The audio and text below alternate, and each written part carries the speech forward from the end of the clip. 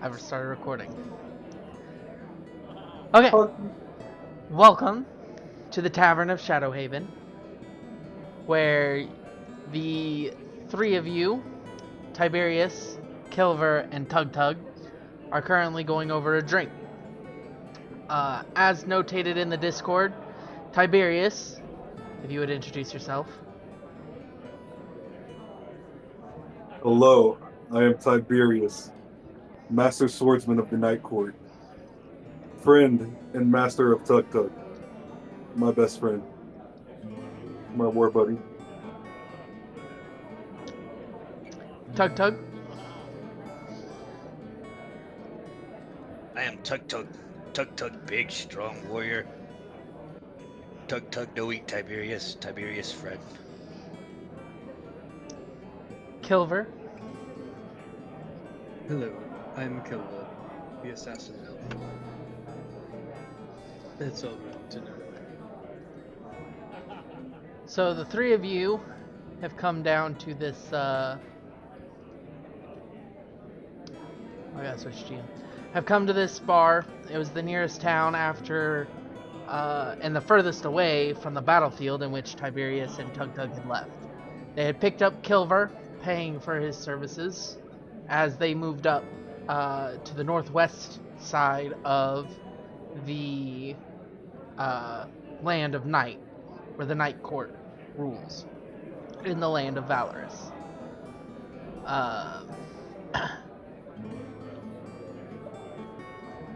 Give me a second, I gotta change the music so I can actually have you guys heard on the...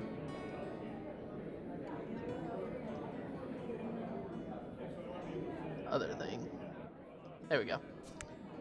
I have to switch between player and GM. Okay, so you guys are here chasing after a lead for the betrayal that happened on the battlefield. Tiberius, why don't you go over what had happened to you?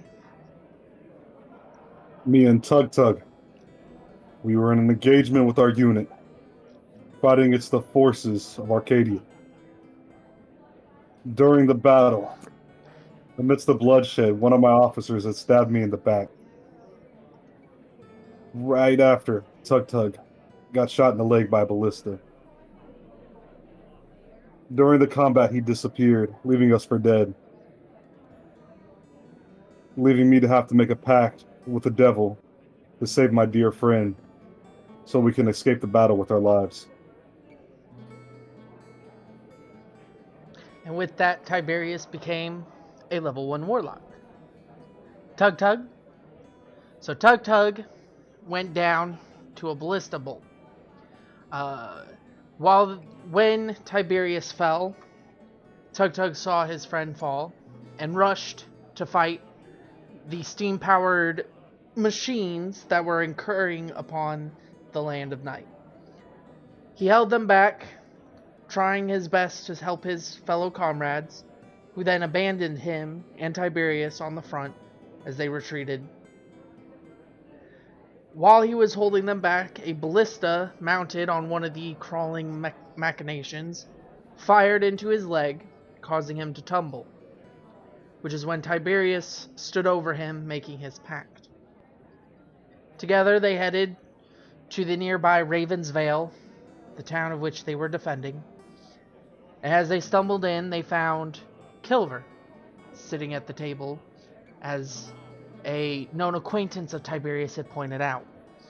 If he wanted to find and kill the person that had betrayed them, he would need professionals' help. There, he bought Kilver, not knowing his story, not caring for his story, only caring for his blade. And Kilver did not care for his story, only that he received the right amount of gold. How much gold did you make from that, Kilver? I don't think that was officially discussed. 3 gold. Add 3 gold to your sheet. That was the down payment.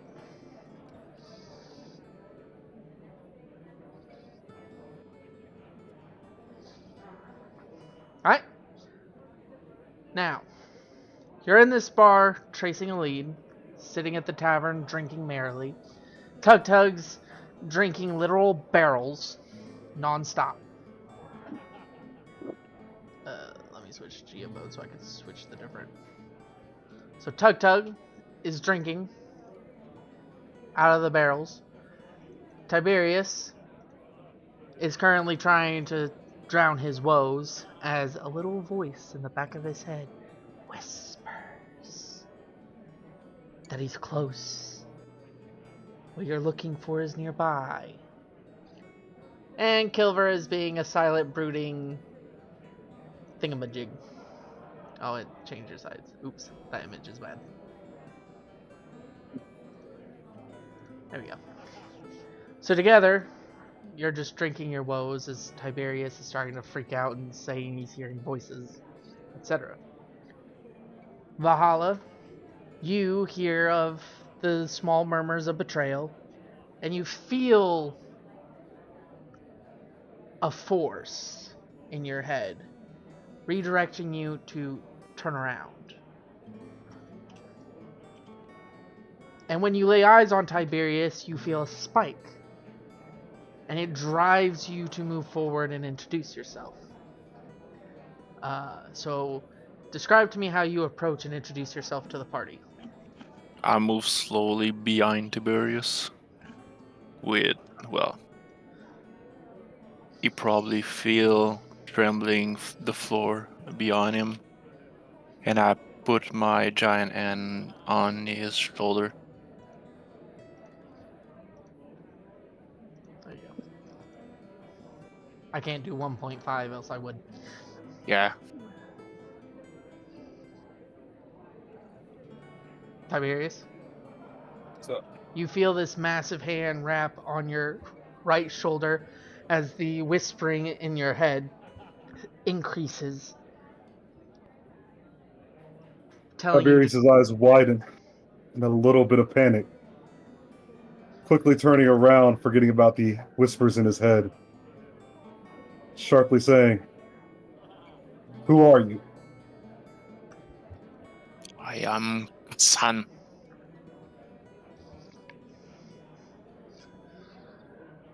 Damn, you're tall. We made it past the 5-minute mark for the record. We've got 7.5 minutes in just to I was describe counting. your backstory. So we're good. You just don't go excessive, Tug-Tug. Tug-Tug, my brother, do you know this man? Tug-Tug, no know him. And so that begs the question. What do you want with my party and I? I felt a spark looking at you. I needed to speak with you. A lot of people do. I've been known to get around. Not that kind, you disgusting little man. I like the way you talk to me. Would you like to have a drink with us? I would take anything as long as it's free. That it is. As Bartender, fetch this man a drink. As he goes to sit at the table, you notice that his skin, well, initially you thought was similar to a drow, maybe slightly off, but he had the complexion of a human, not a drow. And his skin wasn't black like from natural pigment, but a charcoal scar, as it had been completely burnt in the flames of Avernus, marking him forever with torment. Kilver, I need you to roll a d20 for me. Hold on, let me switch to here. You should be able to pull up a d20 now. Take a roll. And add your, it's your perception modifier. It'd be a 10. 10? You know these scars a little bit. I need Tiberius to also roll a d20 and add your religion.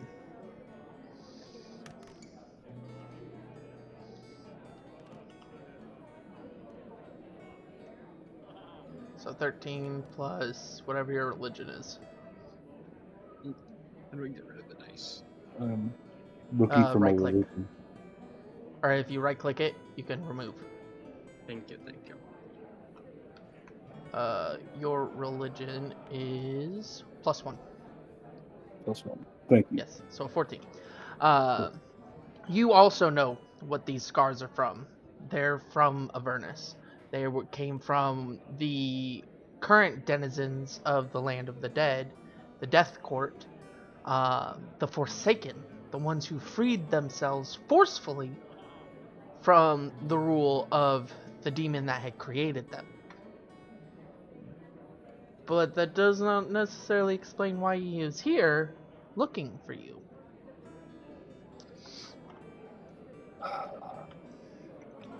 So Hassan, what brings you to our humble court, all the way from the land of the dead? I've been prisoner for centuries. I liberate myself with a spark of fate. I walk all my way down here, and the building architecture sound like something I seen centuries ago. So I follow my gut, and here I am. I wish your gut could have took you somewhere better. We're in quite the turmoil right now with a few courts.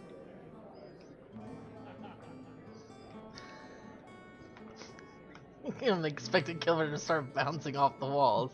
Yeah, I'm watching my elf break dance right next to me. Meanwhile, Apologies, Tug-Tug I felt the continues to boogie. drink his barrel.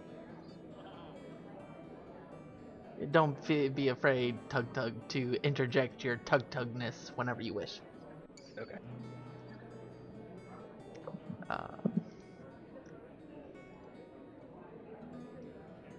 Valhalla, I believe it's your response. Oh, I'm the one that just speak. I didn't hear what you said. Well, you said to me that I should. It's bad for me that I came to this place, but I had Yeah. nowhere else to go.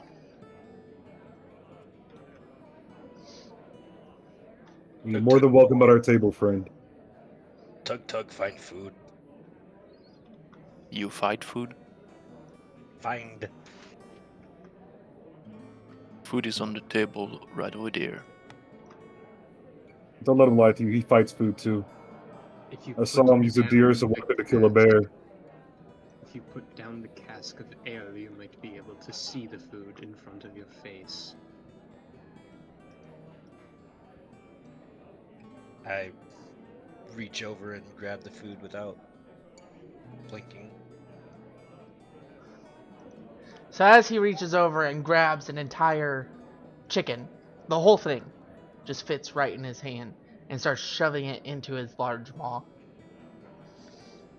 Kilver leans back in his chair, twirling a dagger, trying to look as nonchalant as he's feeling kind of a niggle in the back of his shoulders, like someone is watching.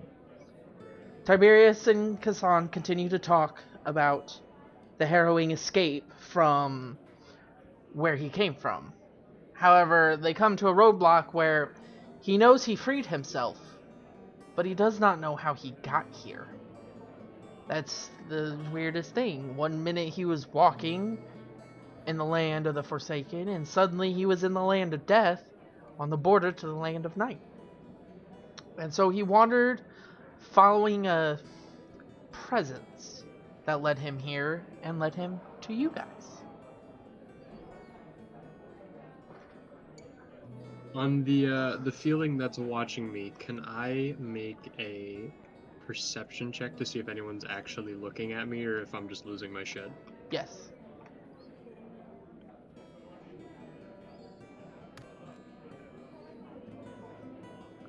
Yeah, 9. You glance around swiftly, trying to not give away that you're looking around, but you don't notice anything specifically. Tug-Tug, roll a d20.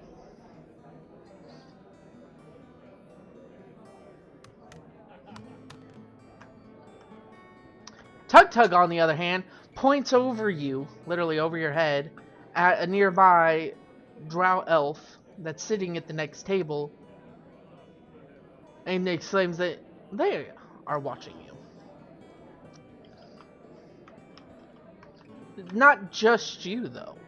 It's the whole group, as if she's contemplating something. She has a question on her lips, but isn't quite ready to say it. Tug-Tug, how do you point her out?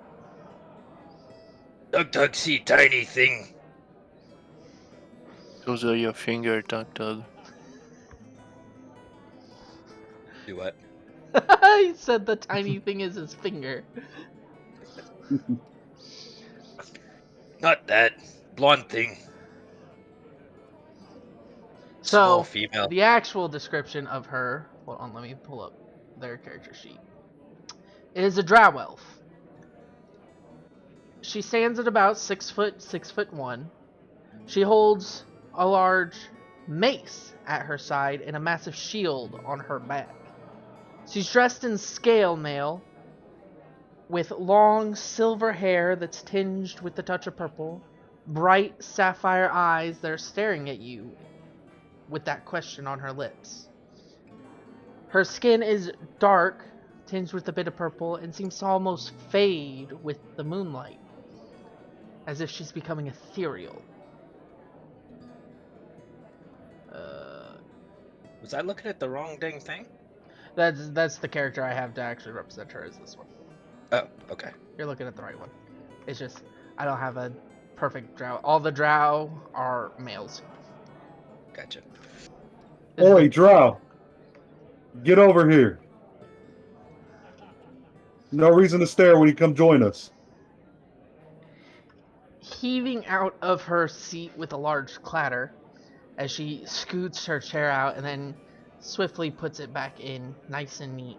She marches over, her armor clanking and her mace, as her mace pounds on her armor. Good afternoon. I was looking for a couple of ventures to help me with a problem. I am Battle Priestess Valeria of the town Shadowhaven. And how much does this problem cost? It depends on the service rendered. I have to go scout a nearby camp, and I need some support in it. The current battle clerics are currently held up with the Arcadian incursion that came up. And so I was tasked with investigating this area and possibly eradicating it should it prove to be a problem. Well, you see, I know my prices, and I'm okay with not being paid up front. But my elven friend here, he charges quite the hefty price. So, As maybe all you can put a little adventurers down do. payment. As all adventurers do. She glances at Kilver, and there's a spark of she knows exactly what you are. As she puts down a bag of coins. 8 coins, 2 for each of you. Down payment for assisting me in this task. We will accept the end if of you it- pay for At the end of it, I will make sure that you are well compensated for what you may have to deal with. But until we know what we're actually dealing with, I cannot afford to pay you more.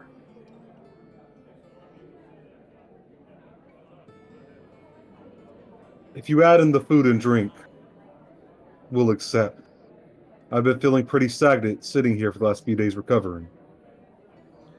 Very well. The church shall cover your food. She gestures at the barkeep, and the barkeep just gives a nod as he grumbles into the cup that he's cleaning. We will need to head to the north of town. Through there will be an encampment we shouldn't be able to miss. It has a large tower sticking out of it. Word is wolves have been seen in the area, and they're growing in numbers. So we need to investigate what the cause of the collection of wolves is.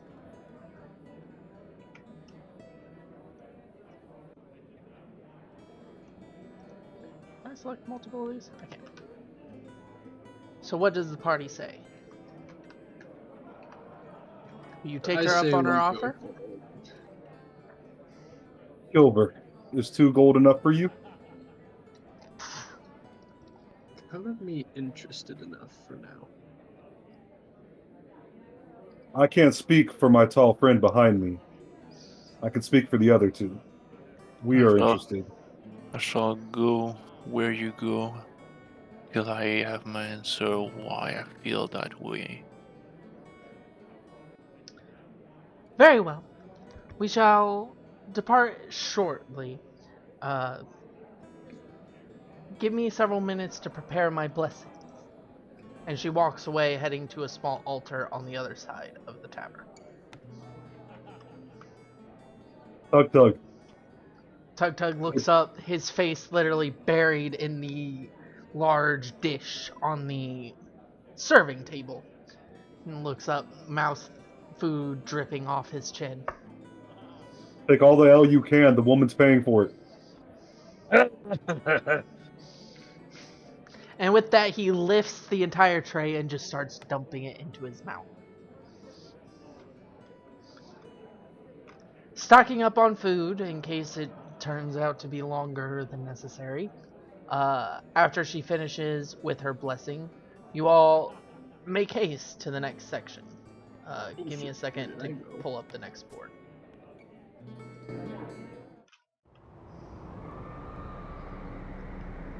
Give me 1 second, I gotta get your characters here.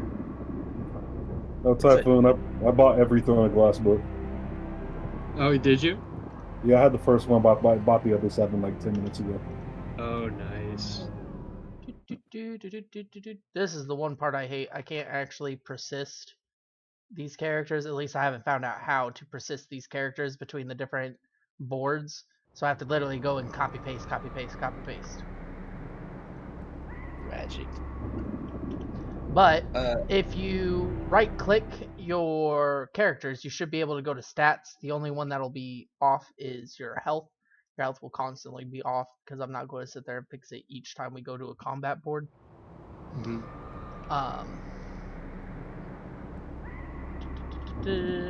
But if you look at your stats, they actually reflect what is currently on your sheet. Not hers though. Hers don't. My soul just hurts a little bit because I couldn't use a charisma check on the woman. I have so much charisma. There's no need to, as far as I'm aware. And I was hoping I could do a persuasion check on the food. Is it normal? Yeah, she's a priest. Are you doing something that causes it to where I can't look at the stats that I just Yeah, rolled? he's setting up the next board. Okay. Yep. I just wanted to make sure it was not a me problem. No, you're good. It's really hard to dumb myself down. You don't have to. Your intelligence is quite high. You just have to talk a little simpler. Yeah. You're not. Just Yeah. imagine instead of Neanderthal, you're like 6th grade education. You're Homo sapient. Alright, I'm gonna change it up to like a Thor from when he first came down from Asgard in the movie. That works. How he's kind of like ancient Viking, but not really caught up on the times type. That would probably work better. If you go Viking, you're gonna want to kill me because I speak Latin.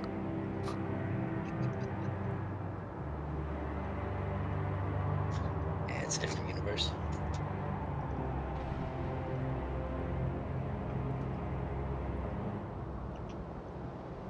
Anyone excited for Christmas?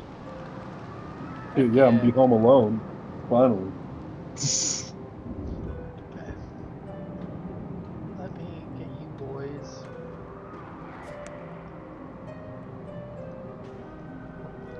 Gentle, player permission, rage. It's mine. Gentle, player permission, rhyme. Gentles. Typhoon. rules, player permission, Valhalla. Change rules, player permission. Okay. I accidentally enabled your torch. Arrange how you guys would have followed. You would have followed her, Valeria, up to the area.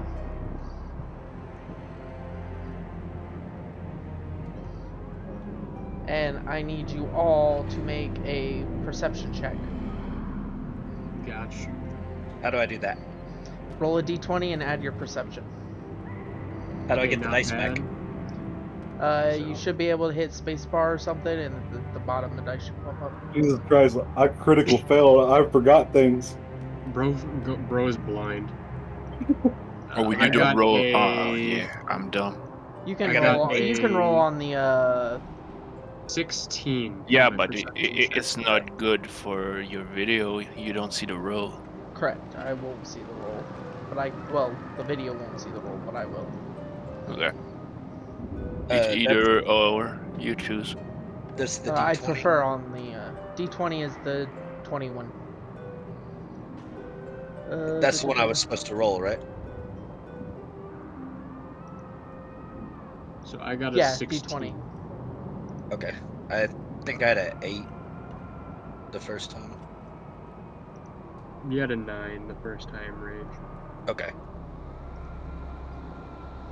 So we got a 16 from Kilver, Okay.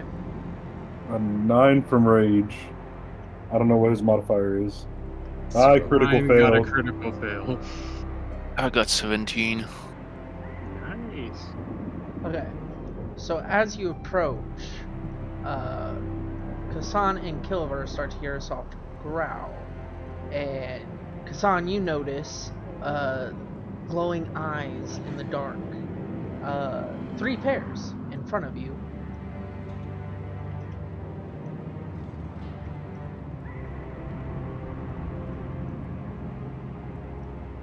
What are you guys going to do? What shots, buddy? There's 3 pairs of gloomy eyes in front of us. Can you tell what they are? In front of us. And as you focus on where he's pointing, you see 3 wolves standing guard over what appears to be a large fort, a old wooden bandit fort. Give me a second, I have to roll.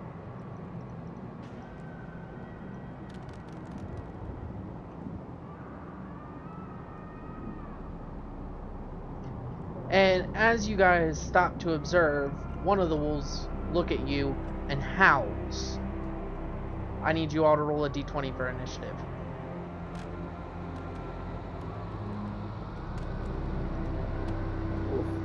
I 6.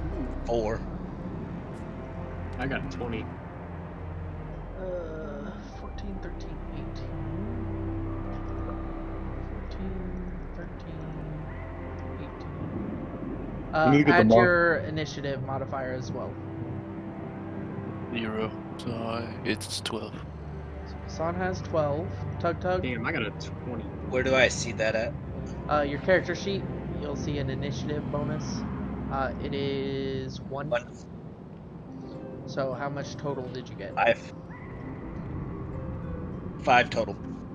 5. Kilver, 6. 23. and then Tiberius. 6. Okay. Need to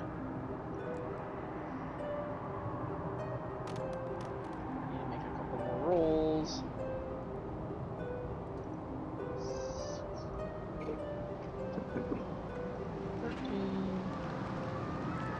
How many feet are each tile?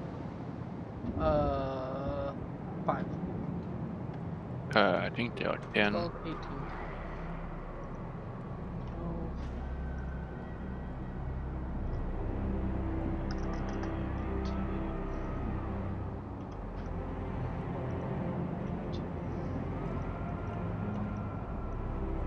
Where'd my dice go? Move. There we go. Okay. So, Let's see. Start. Kilver goes first. Wait, how do you use the rule? Oh dear. So, confirming, we've been completely made by the wolves, right? At least by the Yep. one. The 3 wolves now know where you are, because the one howled. Okay. I am going to take a couple steps forward to here, just behind the tree, and I'm going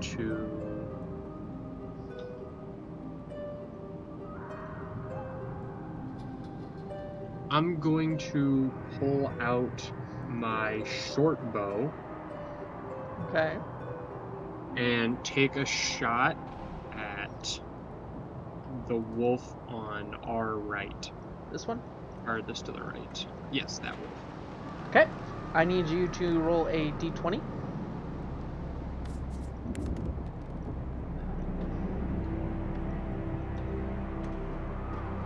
Oh, That there. is- You can press M and do to have the rule.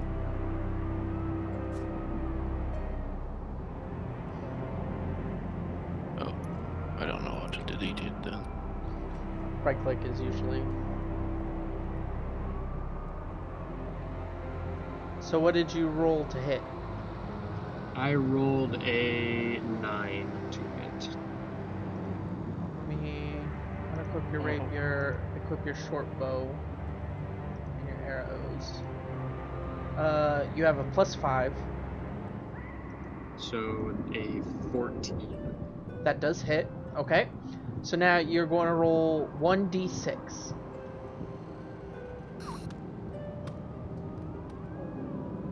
And add 3. 7 points of damage. Okay.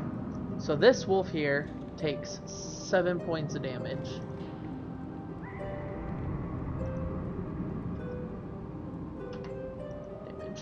Okay. And now, where's the next turn button on this thing? There it is.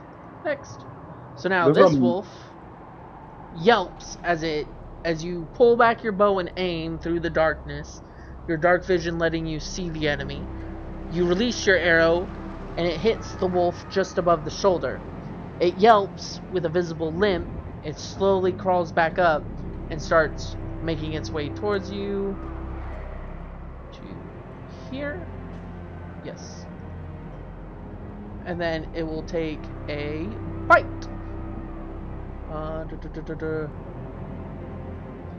So it's gonna roll. What is your armor class? 14. As it snaps at you, you quickly draw your arms back and it just snaps at thin air. Then this wolf is going to meander its way here. And then this wolf is going to make its way here. Okay?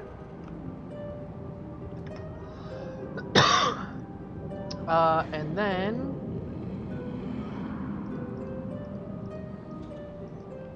it is Kassan's turn.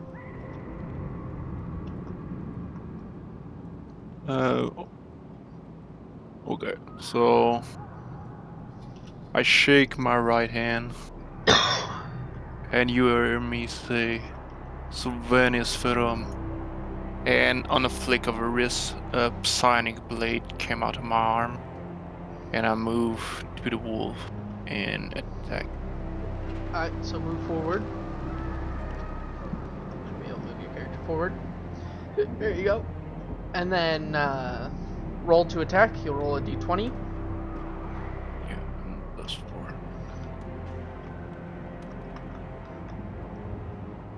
+4. So 23. That hits.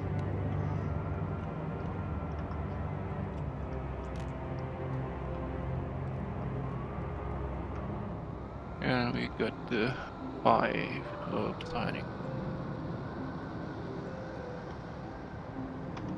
It's 5 slashing. psionic damage. Slashing It's damage. actually slashing. As you shove your blade down into the back of this wolf, you can feel as its vertebrae snaps in half, killing it instantaneously. That is now dead.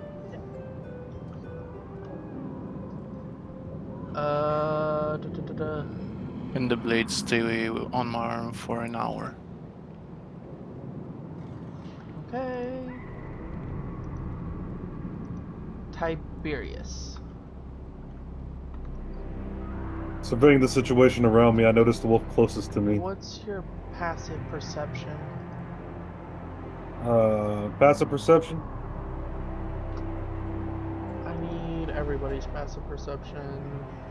10. Looks like 10, except for Kilver. I have a 13 as passive. Kasana has 12. She has 16.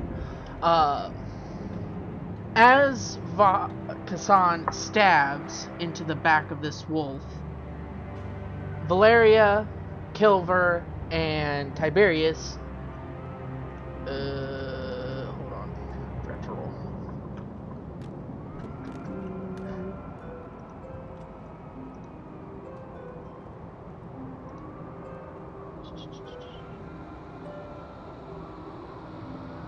+4 to a 9. I don't know where my other dice went. 15, 19. Okay. My bad. You guys sense that there's a few too many wolves, but you don't know where they could be hiding. Okay. Tiberius, your turn. Right. I'm going to use Eldritch Blast on the wolf in front of me. Okay. Make your roll to hit. 18. You hit. +5. You said the one in front of you, like the one by the tree? On the left one side of the sure. tree? Left side of the tree, yes. Yeah, that one? Okay. That is wolf D. And how much did you hit? 1. Okay. Yeah. And with that, it is now Tug-Tug's turn. Tug-Tug?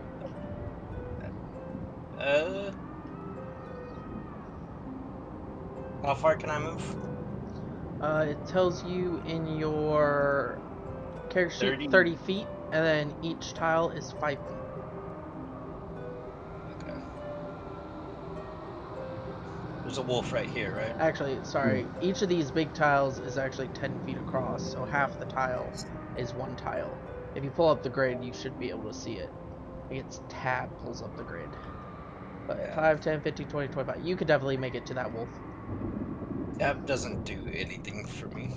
Oh, my bad. There should be a grid button somewhere. But yeah, you can make it up to that wolf. Okay. And then I use my great axe to try to hit it.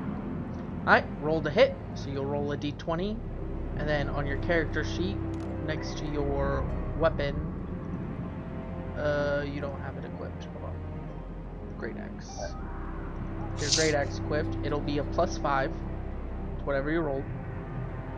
Okay, so 19. 19 hits. So you don't need to worry about that. So now you're going to roll 1d12 and then add 3. 6. 6. Did you add the 3? Yep. Okay. 6 damage. As you swing your great axe, it barely clips underneath or slides underneath it, taking a large gash across its shoulder and part of its back.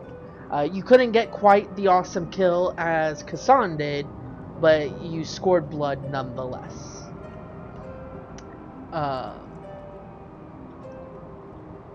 Okay, and then it's back to Kilver, your turn.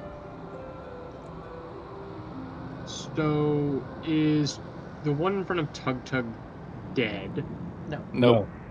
Okay, so what I'm going to do is I'm going to kind of mosey my way. Oh, hang on 1 second. I'm going to mosey my 5, way on over 10. here 15. and turn on this wolf. And I'm going to attack with my rapier. And because it is right next to Tug-Tug, I'm going to use my sneak attack special on it. Hold on. Let me.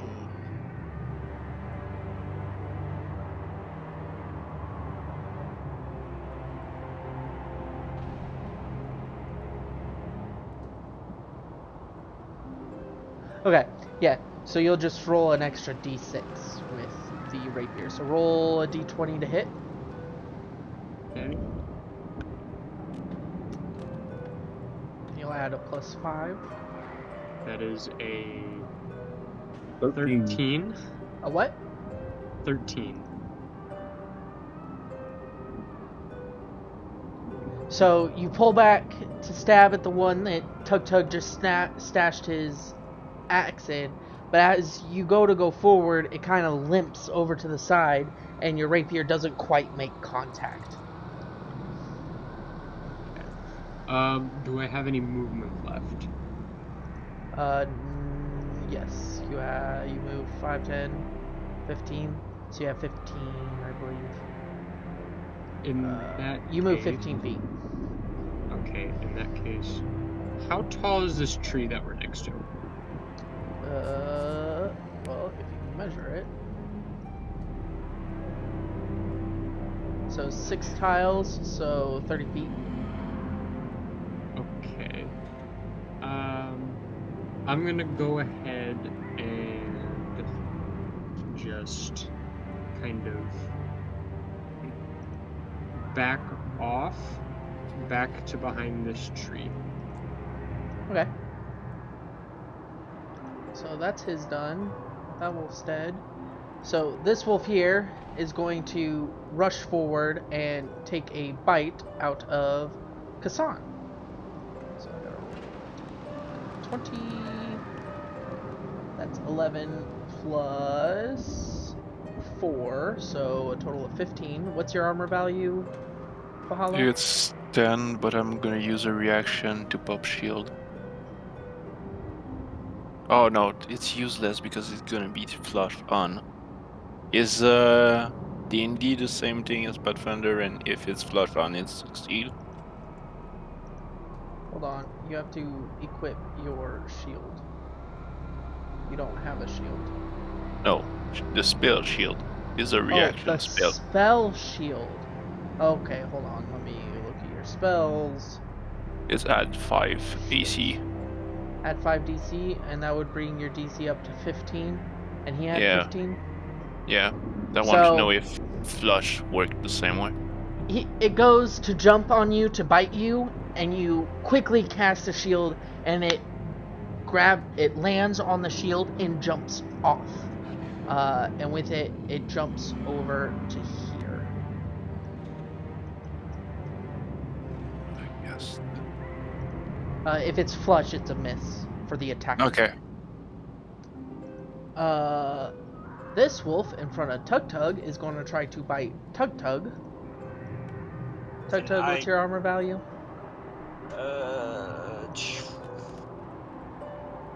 Oh, it rolled a nat 13. 20. It's going to bite you. Can I use my reaction? What's your reaction? The stone's endurance to reduce the damage. Yes, you can use your reaction. How much does it reduce? 1d12 plus 2 once. Okay. Roll your d12.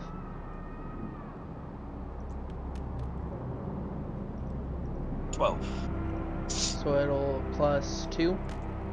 Yep. So it'll block 14 damage. That's pretty good.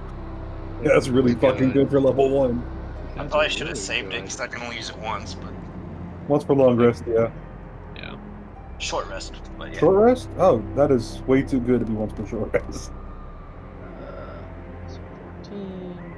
I think you used it pretty good because that would have been like 8 points of damage. I don't know how much you have. 7, 8, 9. I'm- So it You're blocks probably 9 pretty points of damage. tanky.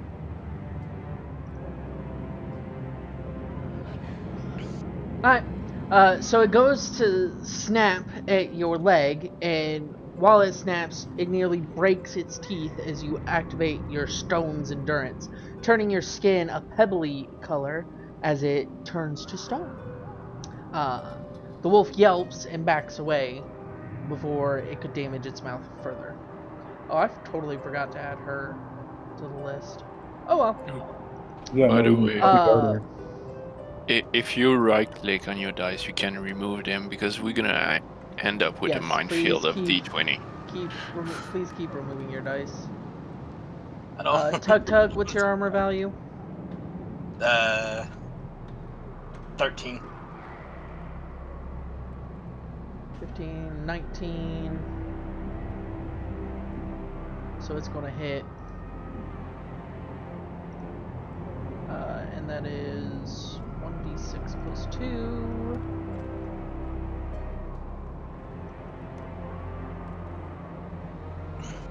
Okay, someone rolled and covered it up. 3 It's- plus 2 is 5. Tug-Tug, as the wolf reflects away as your skin slowly starts to lose its color, an arrow pierces on your gut coming from the fort. It does 5 damage to you. So on the D&D, you'll go to your current hit points and you'll subtract 5.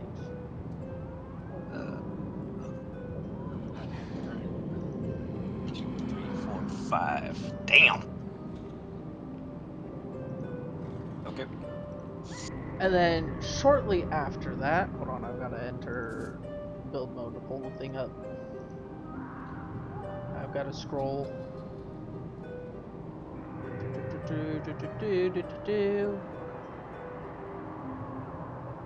Should be around here somewhere. There it is.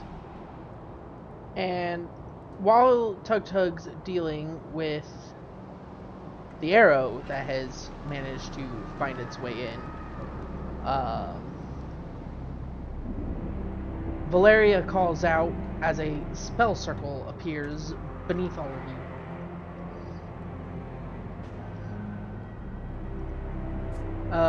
Does anybody want to try to roll to figure it out? It's an Arcana check. Whew. Yeah, I can do.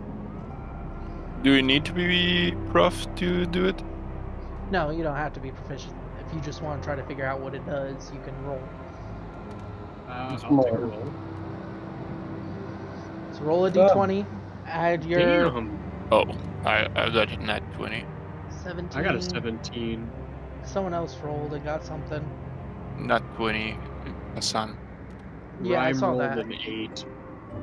Last I could tell what I rolled. I rolled an 8. Valhalla I got guess. a 20, Rhyme got an 8, Typhoon got a 9. 17.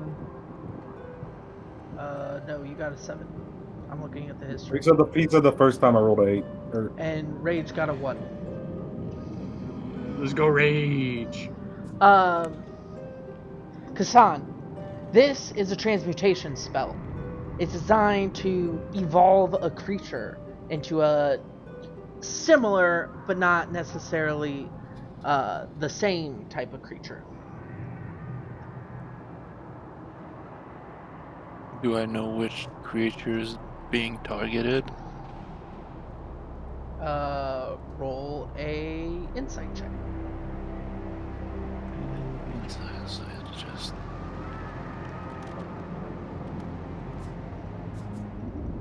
19. It's for the wolves. It's targeting the wolves. Let's see, The 6, wolves are 20, not alone. There's something else lurking those woods. Yeah, more wolves. Earlier you said there's more wolves. Does we anybody just have don't- higher than a 12 passive perception? Yes, I do. I got Oh, Kilver exactly does. this. As the spell reveals, you see a wolf coming out of the brush behind you, snapping at Tybirius. As you call it out, it cancels its sneak attack. So it's going to roll to attack. Tiberius, what's your armor? Armor is 12, but I'm gonna use a reaction. What's your reaction? Hellish Rebuke. What does it do? Does You're all the way damage up. to something that damage him? Yeah, does damage something that damages me 2d10. Okay, so that's still going to take the damage. Yep.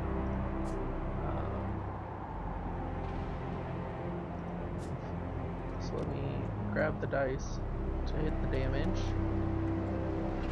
So that's 5, 6, 7.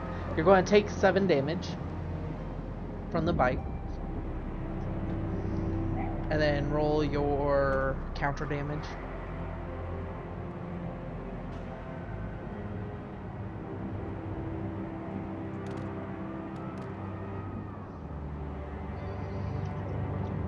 So you do 13 damage back. So as this wolf latches onto your arm as you lift it up and plunge your sword into it, severing its heart, instantaneously killing it. Oh no, Hellish Rebuke is it's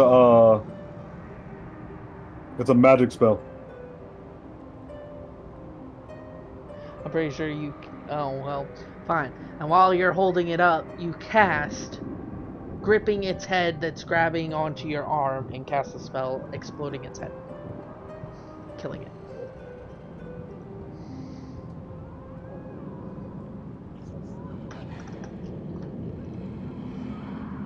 Okay.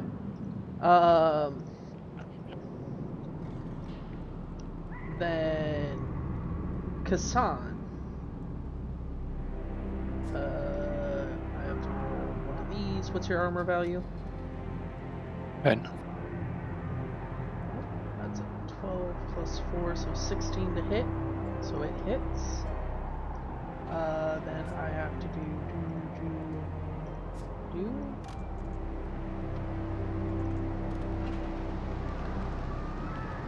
So, Kassan, as you're studying the thing and realizing it, you turn to announce what it is, and a wolf leaps out of the brush behind you, dealing however much damage I just had. 12 damage. I'm unconscious now. As you watch, Kilver, you watch as Kassan goes to tell you what it is, and a wolf jumps on him. Status down. Yep, that's what I want. Fuck. And knocks him down.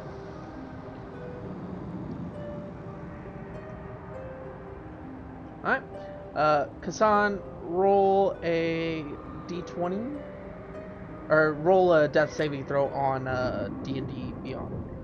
Not on here. Roll it on D&D Beyond and let me know what you get. Where is he? Also, for the record, you can reuse die as well. You should be able to see where your health is or above where your health is. Yeah, I see 2 things, but there's no roll. If you click it, actually, yeah. Shoot, hold on. Thing is what? 1d20. Oops. Okay, so, Kassan rolled a d20, got a nat 20, got 2 saving throws. Then, what happened? Tiberius cast Eldritch Blast to kill a wolf that was in front of Tug-Tug. Then, oh yeah, the cleric then got up and cast Aura Mending, as well as lighting up the 3 goblins over in this area with Moonbeam. Aura Mending to pick Kassan up and heal the other 3 members, and then Tug-Tug just lumbered off to head towards the 4. Okay, and now it is Typhoon's turn. Kilver. Okay, so is this aura of light still active and around us? You mean the spell circle? Yes, the spell Yes, circle. it is very clearly there. Okay. Then in that case,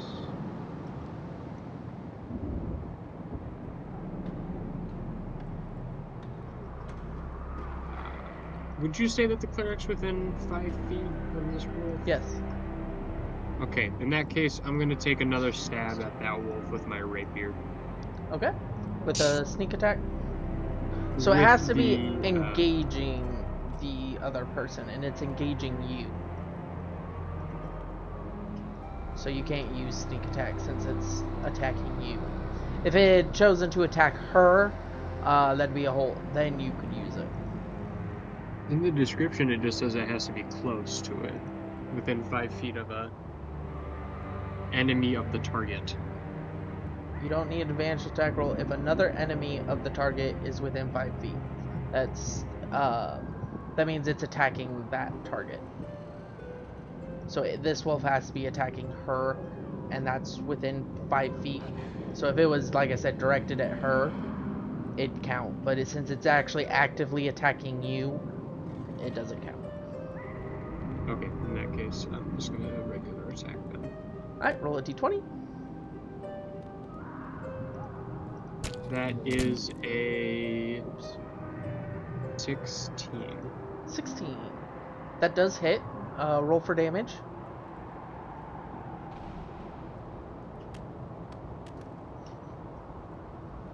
Uh, 4 damage. 4 damage. So that wolf takes 4 damage. So, after investigating to make sure that the spell circle was still there, you whip your sword around, flicking and causing a cut from its snout over its right eye. It's a light wound, but wounded nonetheless. Alright. And with the rest of my movement, which is 35 feet, I'm gonna go ahead and... You will have to disengage or it'll get an opportunity of attack. If you don't have anything that'll give you disengagement, it'll get an opportunity of attack regardless.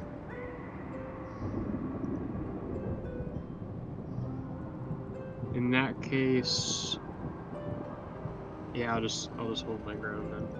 Okay. It is the wolf's turn. It's going to bite you.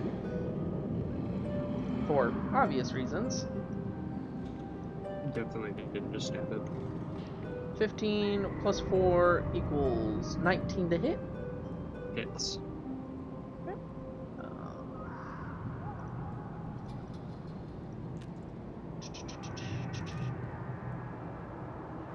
It does 5, 6, 7 damage.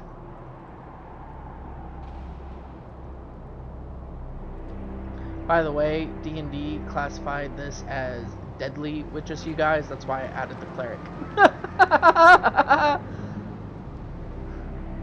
Okay. Yeah. I know. Tug-Tug. I should have took cleric. Tug-Tug. Yes. Tug-Tug. What's your armor value? My armor value is 13. Okay.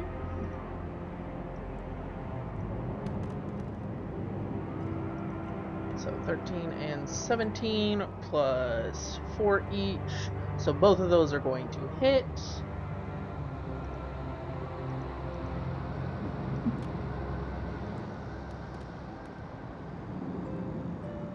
Six, 7, 8, 9, 10. You take 10 damage. As you're lumbering forward, you hear the as the goblins cackle as they shoot at your lumbering form, dealing, how much did I just say? 10? 10 damage to you.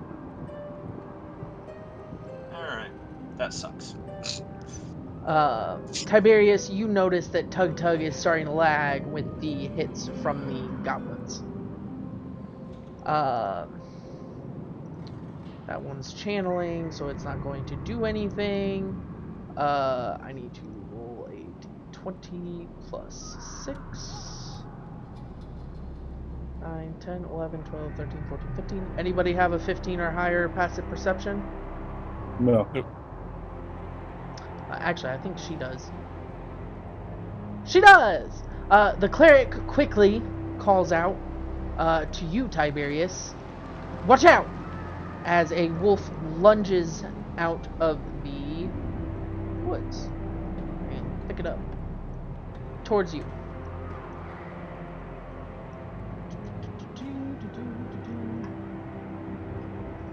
So the wolf is lunging at you. So I need to roll a d20 to hit. What's your armor value? My armor value is 12. Okay, so this is going to hit you. How many spells can I cast at level 1 between long rest? Or short It rest? should tell you in your character sheet. If you go to spells, you've casted one spell and that's all you get. Or yeah, with Hellish Rebuke. But you can use cantrips whenever. So Eldritch Blast and Yeah. Frostbite are fine. But Hellish Rebuke you've already used. Yeah, So I you only won't have be able one to use it. slot right now. Okay. What do I need to roll for damage for the Wolfie? It's 2d4.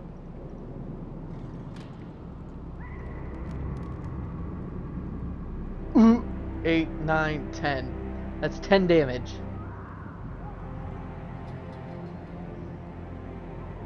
How much is your health? 8.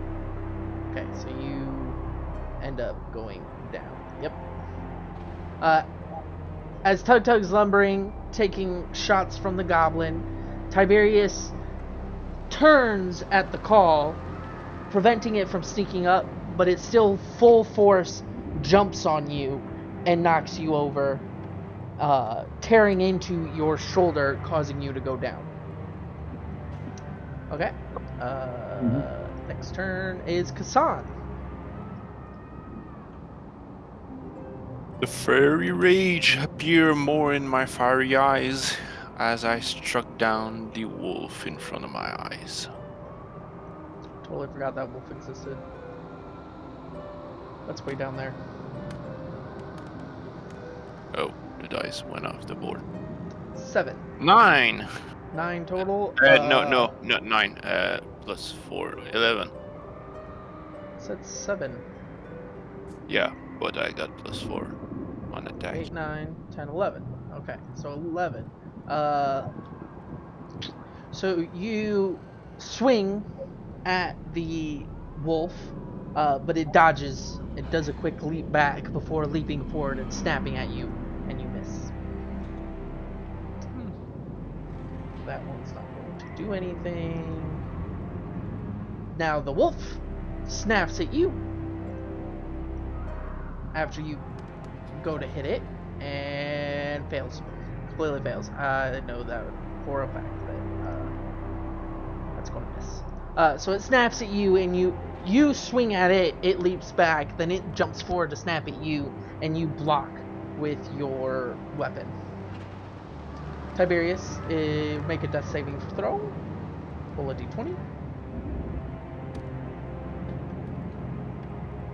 Oof. 9, you have failed. You have failed your first saving throw. So please make sure you mark that you failed your first death saving throw. There we go. Okay. After Tiberius, anybody within the range will gain 1d6 health, which is 30. So anyone in this circle. Damn.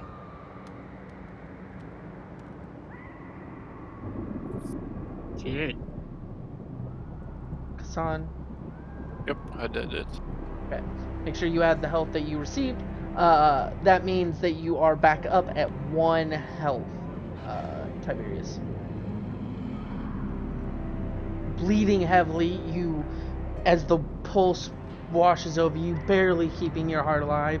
You stab your weapon into the ground and pull yourself up to your feet, facing the wolf. And then she's actually going to go now. She is going to run over and... yes. No, she's going to hit the wolf that's right there in front of her first. With her mace. So I need a roll one of these to hit. 4 plus 10 is 14. That hits.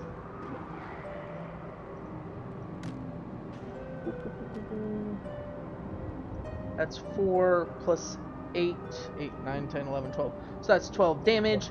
She pulls out her mace.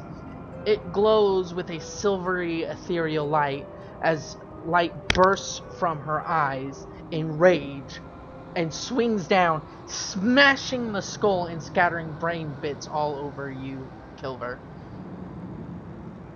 Lovely. Killing that wolf.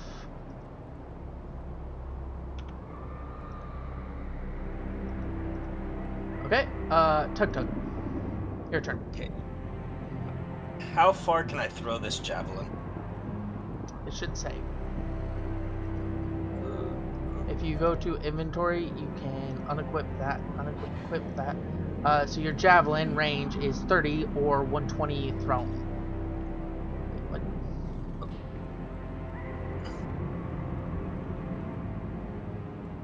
Okay. I'm going... What is that spell doing? Did we ever figure that out? I don't know if Kassan told you. Nope. He went Kassan- down as soon as he figured it out. Yep. You have to take about 10 feet forward before you can throw that javelin. That's Okay. 2 tiles. Will I be able to move once I'm done throwing it? You can move 10 feet and then throw it. You It move depends 10 on- feet, throw it, and then you can move another 20. Okay. About here? Back one more, right there. Okay. Yeah. Alright. So I'm gonna aim at that center. Or I'm gonna go ahead and aim for the mage.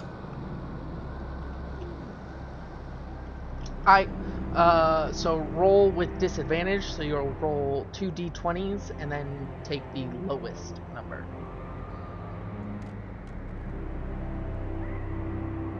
So 8, And then you'll add your 5, which equals what? 13. So you pull back to throw this javelin, and as you release it, you kind of stumble a bit on a rock that you couldn't see in the dark, and you throw, and it impales the wood just below where the goblin ducks, looks over, points at you with its hand still glowing, and starts doing a little jig, laughing at you. Can I finish moving? Yes. Okay. I moved the full 20, right? You can. Yeah. Yes. Okay. And he runs back. However the fuck that gets me. Well, that was more than 20. 5, Yeah. 10, 15, 20. Yeah, you'd enter the radius, it'd be here. 6 Right. tiles is too many. Right there. 4 tiles. Yep. Okay. You literally ran back where you came from. Okay. Okay. Next, Kilver, your turn. Oh, did I not kill that This wolf? wolf next That's to it. yeah, alright, cool. The goblins on top of the wall, as I'm behind the tree, do they have line of sight on me? With you behind the tree, no. So they'll be shooting at disadvantage. Then I'm going to go ahead and do my Mask of the Wild special and attempt to hide because I'm lightly obscured. Okay. Roll a d20. Roll it with advantage. Thank God.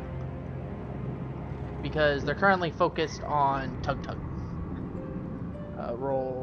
Did you roll a second one and mind block it? No. I just did. Add your stealth bonus, or whatever bonus it says to add. I rolled a 8 plus. So that would be a 15.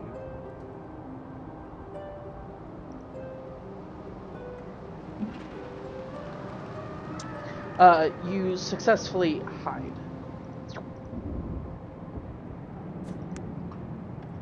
And then, because I have like 35 feet of movement, which is like 7 tiles, put me like right here. There. Boop. Done. You're there. Okay.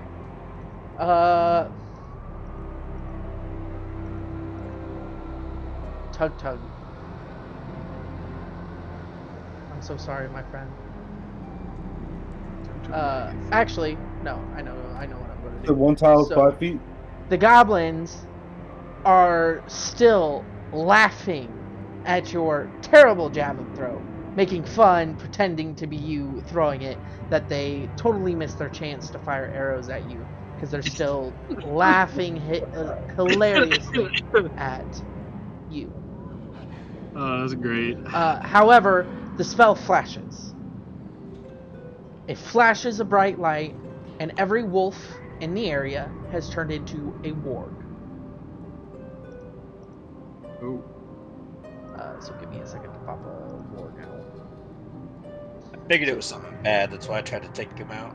So if you don't know what a warg is, it is literally the demon form of a wolf. And I thought I had a warg in here somewhere. If only my hired help killed the wolf attacking me.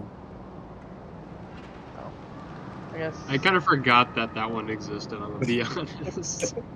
So, GM tools increase size to 219. God Yeah, damn. I learned a couple of valuable lessons.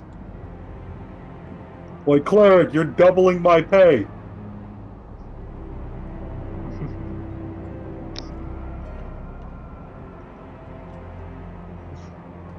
Don't worry, I got an idea for next time.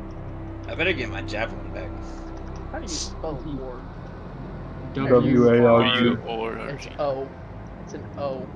There's no shot. It says War. Oh, it's an O. It's an O on D&D. Yeah, fucking wow, it's an A. Normally That's it's a an A. warg. Not a warg. Assuming You're a count. warg. The same I need animal, to- different spelling.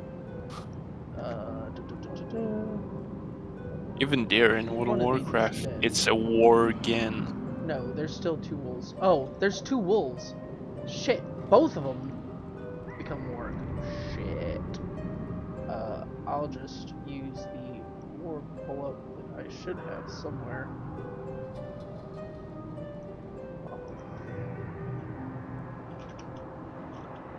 How much HP does a warg have? Warg. More Their than a health wolf. did not change. Oh, thank God. Their attack did. Their attack power increased, I'm guessing. So yeah, Actually, no. Their health is more than double. So they added 10 health to each. Oh, so it's now 19. Ouch. Alright. No, it is now 21. 21. Yeah, So more than normally that. it's 20. So I just gave them 10 health instead of the normal 26. They have 21. Jesus Christ. Alright. Okay. That might be a problem. So as the spell flashes, the wolves in front of you arch their backs, and you hear a loud as their bones break. They twist their neck as their body expands. Their darkened fur mixes of brown and black and gray turn a matte gray with white tips, and their backs grow larger as their front claws extend. Their rear legs stay relatively the same, but their tail definitely shortens, and they grow wider, and before you stand 2 wargs as the spell completes.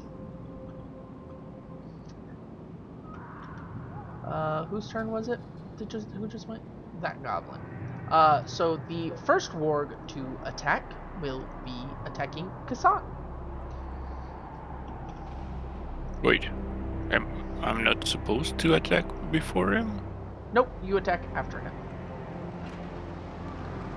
Oh, thank And God. he misses. So this Thank warg, right after transformation, as its neck is starting to extend, it reaches out and tries to snap at your head, but its eyes are starting to morph, and it completely misses, snapping right next to your ear. And you hear a loud as its jaw claps shut. Kassan, it is now your turn. We'll try to make that jaw stay closed forever with trying to plunge my psionic blade through his jaw. So you're going to attack with your psionic blade. Roll a d20 to attack. 8. Huh? 8 total. 8 total? You miss. Yeah. So as it snaps next to your ear, you reflexively swing your arm up, but completely miss because you're disoriented by the loud noise that nearly burst your eardrum, throwing you completely off balance. Alright. The next warg is going to disengage from Tybirius, as he's clearly bleeding and leaving, so I need you to roll a d20, Tybirius, for a attack of opportunity. Completely miss. You extend yourself, still heavily bleeding, and miss as the warg leaps at Valeria and goes to bite Valeria.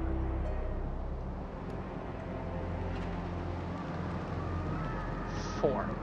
And as it leaps forward, Valeria deftly shifts the entire jaw with her shield, plunging it into the ground, and she begins to wield her mace, preparing to attack. Tiberius, you are on 1 health. I need you guys keeping up your health stuff up to date with Game. I'm on 1 health. I need you updating your D&D Beyond sheet. Oh, That's shit. That's how I'm measuring health, because these health values can fluctuate. My bad. You're at 1 max HP. Oh, yeah, you're still at 1 HP. So go ahead. What are you going to do? I am going to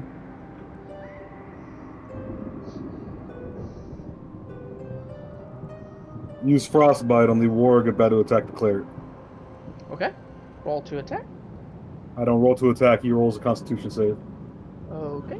Rolling a Constitution saving throw. What do you get? Oh, A fuck. nat 20. You Damn. passed. Yeah. So you go to cast at the warg, and the warg turns to you, growling menacingly, and your spell sputters out as your hand begins to shake and you can't get the words out of your mouth. Okay. There goes the disadvantage. Cleric.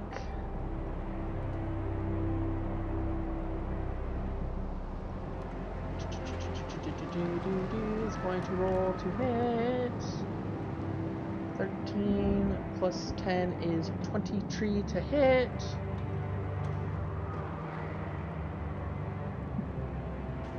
Yeah.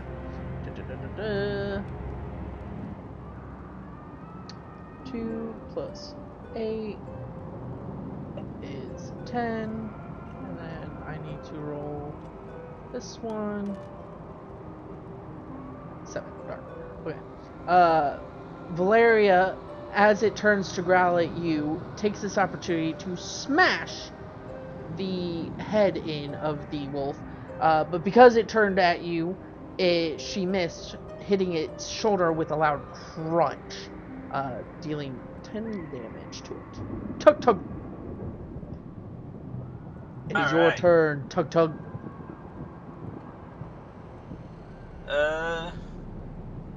How far can I move without wasting my whole turn? You can move and do an action. But you have 30 feet to move. 1, 2. You can get like there.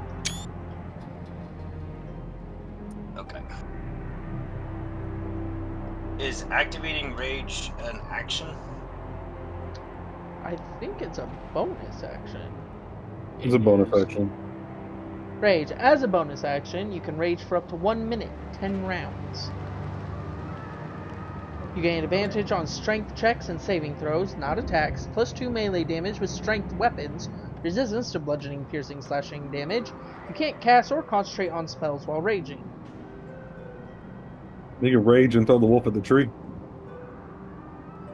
Your rage ends early if you're knocked unconscious or if your end turns and you haven't attacked a hostile creature since your last turn or taken damage since then. You can also end your rage as a bonus action.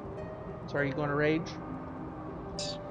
Alright, give me the call as Tug-Tug enters his rage. How would I do that? What Make does angry Tug-Tug Tug-Tug say when he goes into rage mode? Angry Tug-Tug noises. I want to hear it. This is like one of the funnest part of the whole thing is you get to make up whatever you want to say. This is why you play Barbarian right here. This is like the whole now point of I'm mad. Tug-Tug mad! Go ahead, roll for attack. For D20? D20, yes. Okay. Don't fucking fail. Trying to throw the wolf against the tree. Oh, you're going to grapple the wolf and throw him into a tree. Okay. You succeed on the strength check because you get a +2 on the strength check anyways to grab the wolf. It has to make a strength saving throw though, so I can still beat you at it.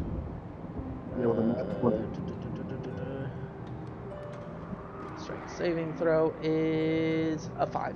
So you wrap your arms around the back end of this warg, barely reaching to clasp your fingers together, as it's much bigger than the normal wolf that you're used to just lobbing about, right? So how are you going to do this? So you're slamming it into the tree, right? Correct. Okay, I want you to roll 2d12s and take the highest number.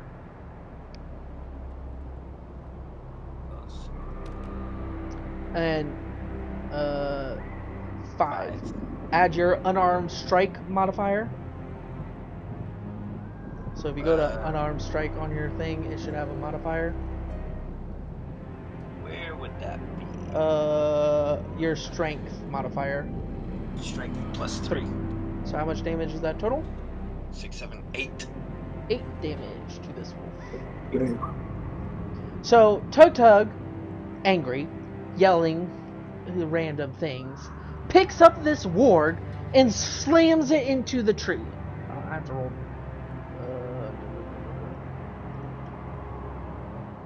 Causing the tree to splinter as it gets hit, but does not quite fall. Okay. Let's see. We know it's lit when the tree makes a saving throw. Kilver, it is your turn. So, Did it damage the wolf? Yeah, Yeah, you it did did 8 8 damage. damage. so as I'm like right here, Correct. I'm gonna go ahead and move behind this tree in a way where I can completely conceal myself to the Gobbo archers and the shaman, so they can't see me. Correct. And then I'm going to... I need you to roll a stealth check.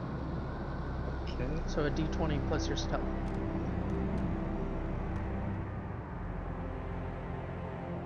Ooh, 13. Okay. Keep going.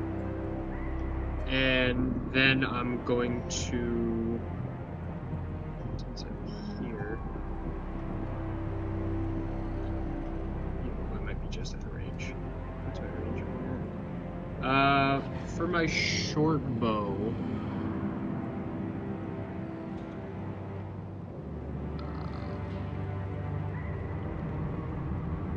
have two different ranges. So what does that mean? Just take the second range.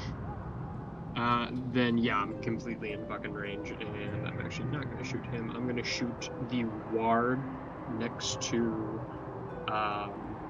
Hassan. Okay. Yeah, it's Kazan, but oh, Yeah, it's Hassan on here because I fucked it up. So that'll break your stealth, but you do get sneak attack automatically. So add a d6 to your attack roll, damage roll. Roll a d20. Does that break it for entirely, or just for the wolf that gets shot? Like all Actually, those you're goblins? concealed and outside of its range, so you're still hidden to the goblins. Okay, bet. I'm completely You pass your fucking cool stealth check. All right. So go ahead, roll your damage, or roll your hit. That is a 13. Okay, you hit. Oh shit! All right. Wait, fuck, hold ball. on. Wait a minute. But I thought he rolled with Yeah. advantage from stealth. Yes. My bad. I totally blanked on that one. Roll another d20. Take the bigger number. Okay, Yeah, we I took know, a it's 13. bigger. Okay. Well, you hit. So roll Okay. damage with the d6. It's 1d6, so it'll be 2d6 plus 3. Yep.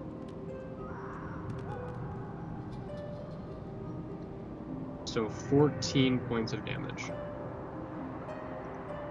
Okay.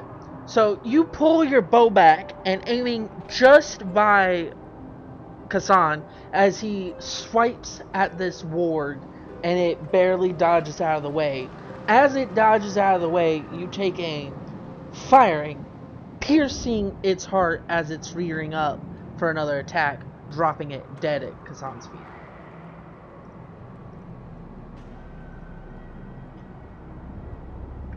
That is your turn. I silently mutter to myself, I've earned good pay.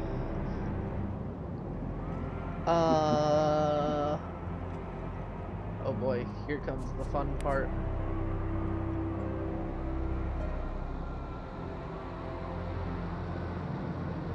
Oh, you guys are within it.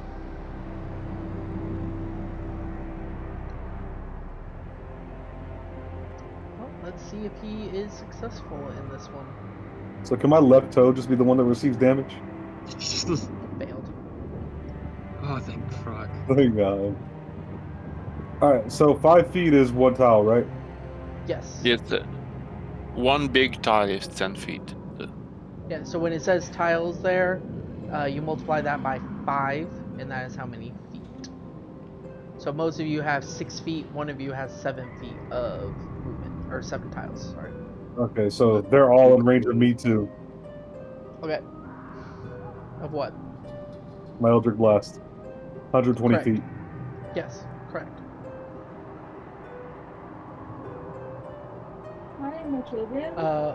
Whose turn is it? It is Kasan's turn. I turn myself in direction of the goblin. The And Gobbo I'm gonna, fort. yeah, I'm gonna fire a fireball that pisky little green shit. 17 times 5. That's why I need a calculator.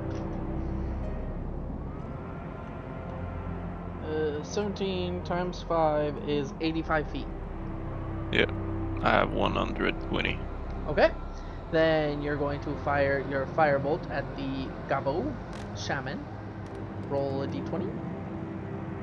Is 7 plus 5, 13.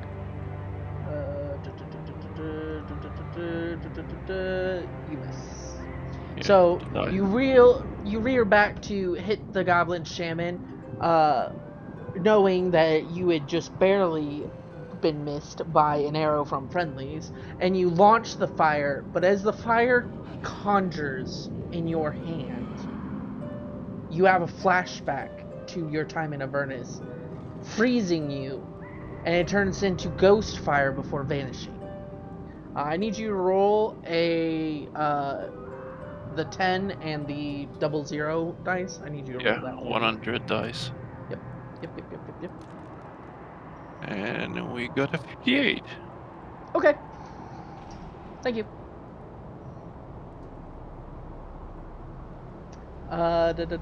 Next is the other warg. The warg turns, looking at you. Or, no, wait, it's grappled right now, so it needs to make a strength saving throw. Yeah, I need to second throw. 8. It does not succeed. So it wiggles and waggles inside your grip, and then turns and bites at you with disadvantage because it is grappled.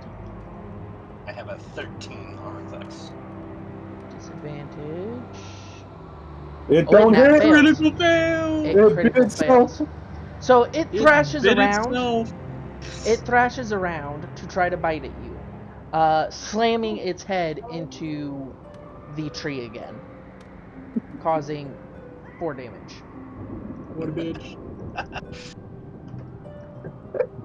And stunning it. So now it lays limp in your arms. Oh shit. Okay. It is now Tiberius's turn, I believe. Yes.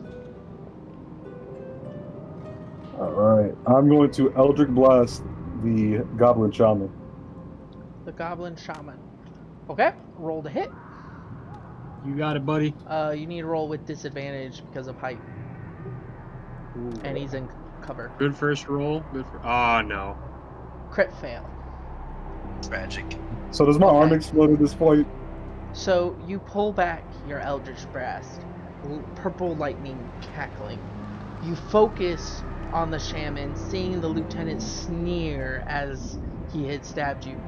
And when you release it too early in your rage, firing and hitting Tug-Tug. God damn it. God damn it. Oh. Roll.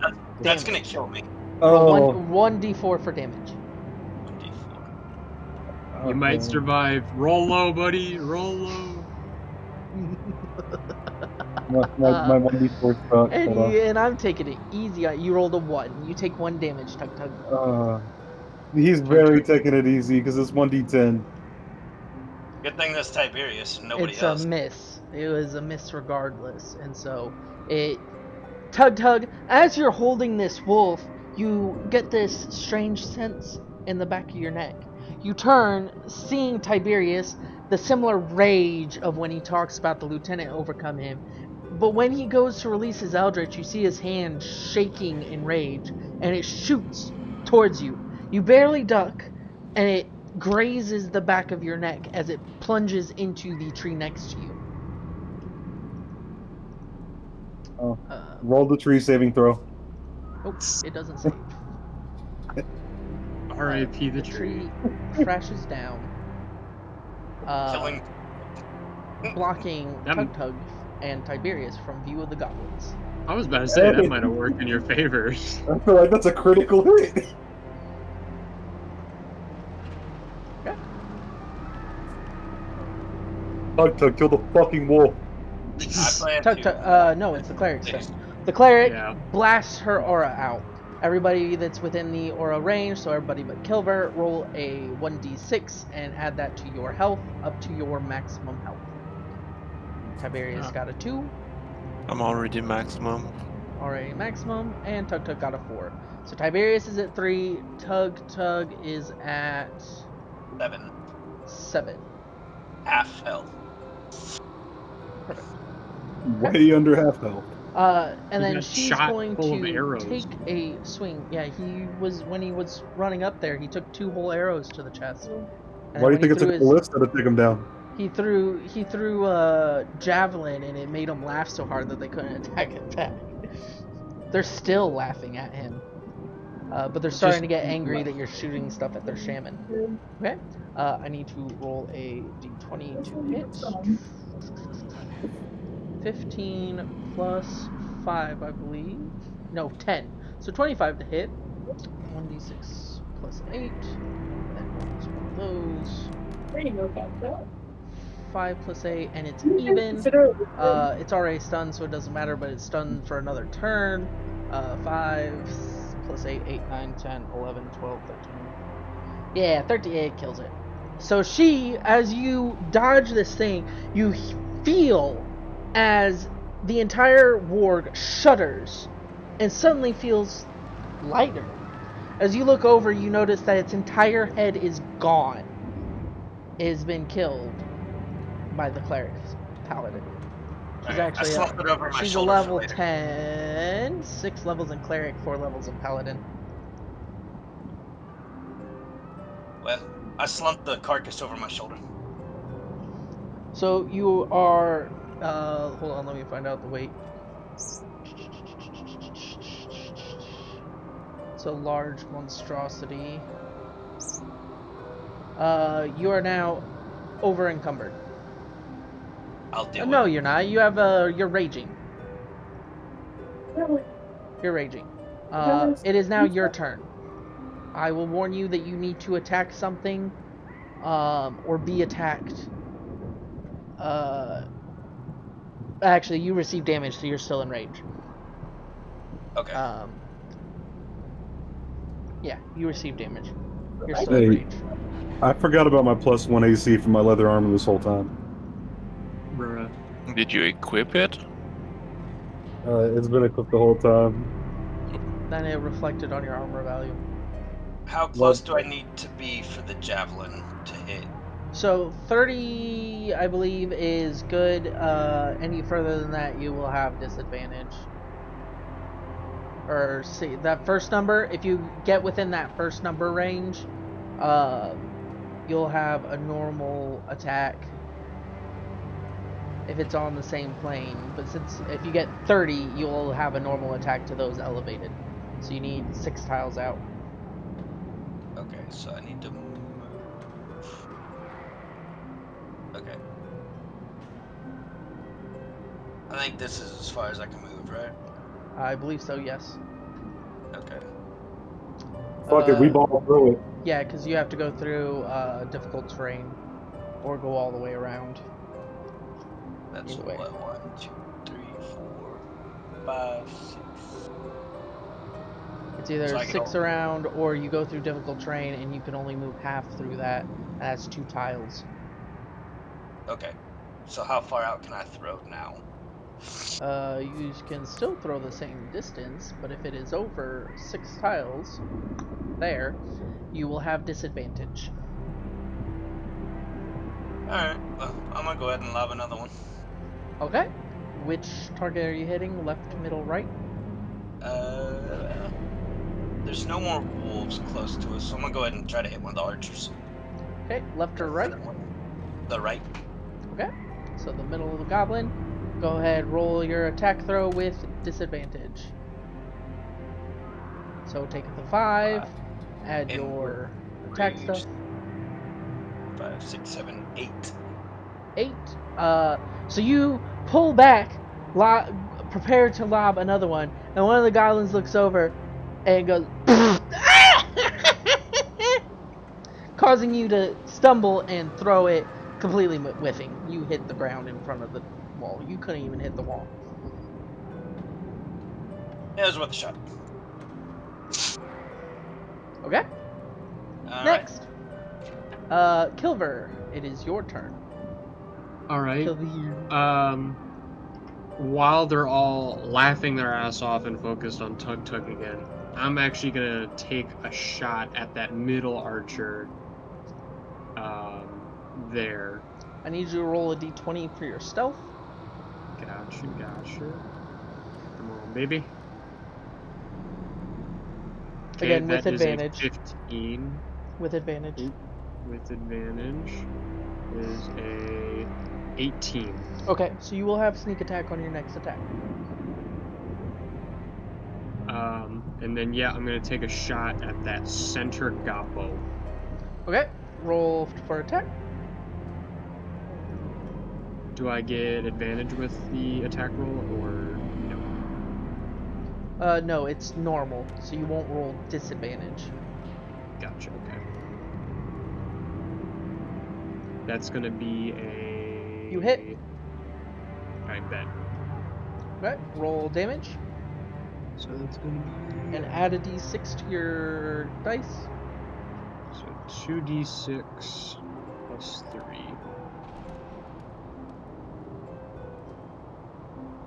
Yeah, 6 damage. We'll take 6 damage. So you hit Goblin B for 6 damage. What type of damage? it. It is piercing. Okay, so you pull back on your bow, aiming as the javelin falls short and it sticks its head up to laugh again. You release your arrow, piercing through its eye, making it fall back off the Wall. palisade and dying. Tug-Tug thinks he hit it with his javelin.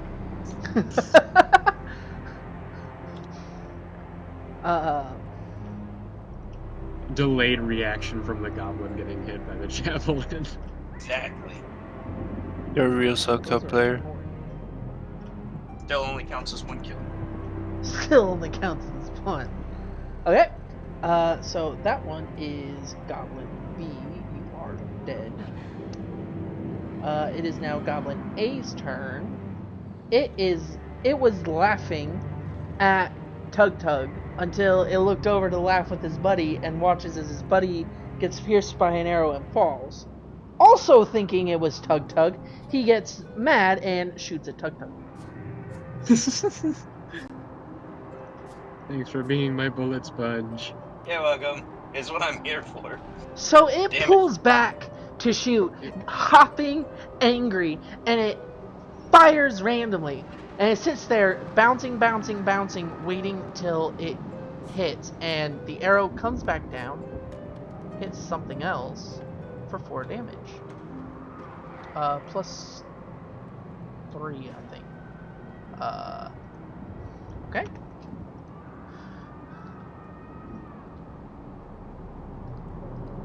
That one's dead. You hear the squeal of a dying goblin come from inside the palisade. That's great. I love it. Bro had a friendly fire incident. It's hopping mad. The shaman, not so impressed, fires a firebolt at you. Okay. Tragic. It's gonna hit. Someone give me the firebolt DC, because I don't have that up right now.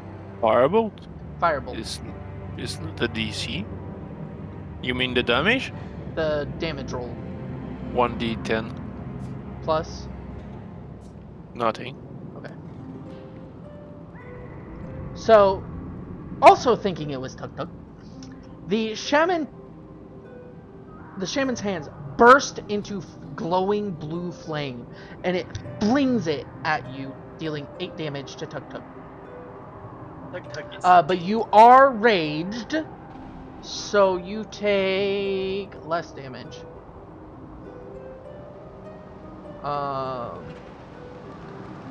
Bludgeoning, piercing, slashing. What kind of damage does Firebolt do? burning. Fire. He takes full from it. So yeah, you take 8 damage. Alright, I'm dead. With -1 health points. You're unconscious. You're unconscious. You're not dead. Okay.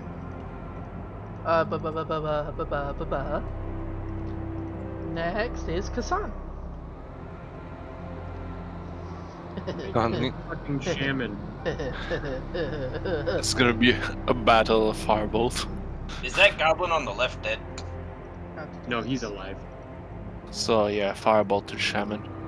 Oh, he killed the goblin that fell off the thing when he Yeah, shot? so he shot the goblin archer, it fell off, which pissed the other goblin off, which made him crit fail, so he shot and killed another goblin somewhere.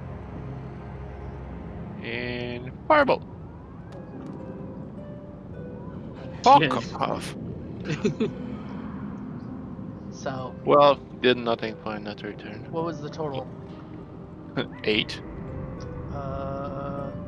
Yeah, that misses. Who are you Actually, firing at?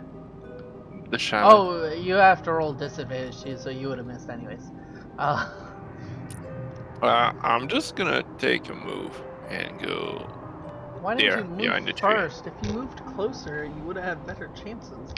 That's why Tug-Tug kept Wait. running forward. Why would I have better You roll at chance? disadvantage, so you have to roll at disadvantage until you get within the 60 feet. Then you still roll disadvantage because of the height, so you have to be within 30 feet, it's normal. But if it's a sneak attack, it balances out as long as you're within that 60 feet. Ah, So that's... the range say 120. That's why. Oh, so you just need half. You need half the distance. If you meet half the distance, you roll normal, which still, that would be the 8 and you would have failed. But now you no longer roll on disadvantage as long as you're within that range. Wait. So Alright. it's time 5, right? Bup is dead. That is dead. Tybirius. Give him hell. Oh, yeah, Tybirius.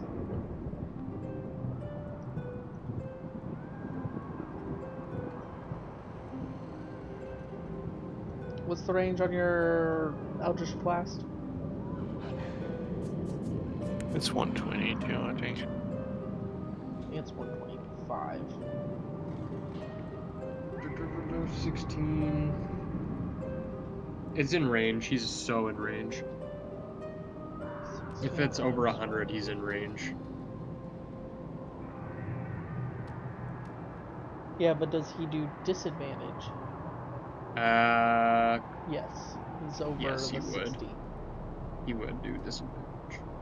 So roll with disadvantage, Rhyme, to hit.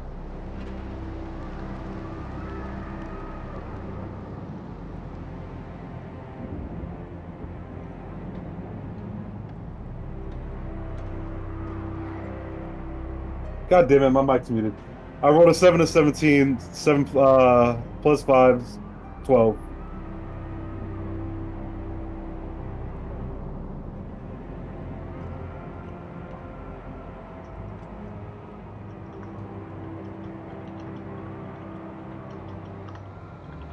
Did I hit EK? Hold on.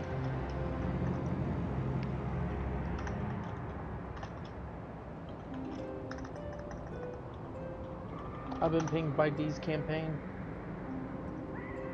What was your thing? Disadvantage? He got a 12 You got a after 12. disadvantage 12 with disadvantage total? You miss. total. You gather the lightning again, praying you don't hit somebody this time. Fire it, and it goes high, hitting the large tower. So pray to hit something, just pray not to hit Tug-Tug. And with that, ends your turn, correct? Correct? Yes, I already moved. 5, 10, 15, 20, 25, 30, 35. She better do her damn job. So it only activates at the beginning. So you have to be within the 30 from here. Cleric, heal my large friend. Tug-Tug, you count as in. Roll 1d6. Anybody that was in that circle that I just made.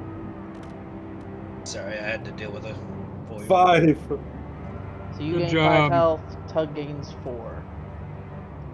Might not Good die job. in one hit. I'm pretty Wait, freaking close. What happened? You gain 5 health. Okay. What am I doing wrong on D&D character card? So if you're the death saving throw thing, you pull it up, Yeah. and then you just click the plus, and then you go down to apply changes. Okay. Alright, so I am 5 out of 14 now. Correct. You can pick up your character on the board.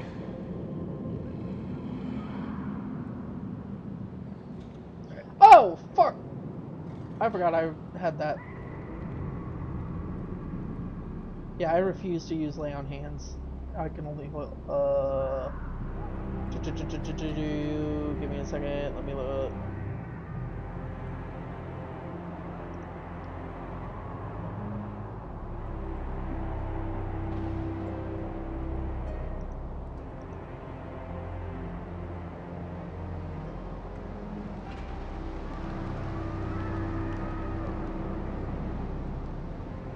So did my rage end since I went unconscious?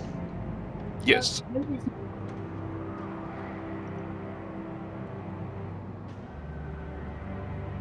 Okay, she is going to cast a third fourth level spell.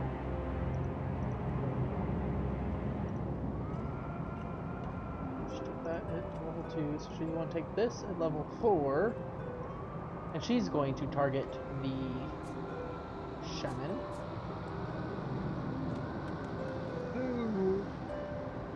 16 hits. Okay, so it is 4d10.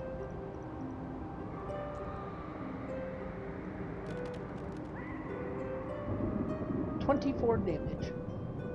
With a shout, the drow cleric roars as she thrusts her glowing hands forward, and the clouds gently drift, and it creates a solid pillar coming straight down, evaporating the goblin shaman. Good riddance. Why did she need our help again? So she didn't get ganged up on. She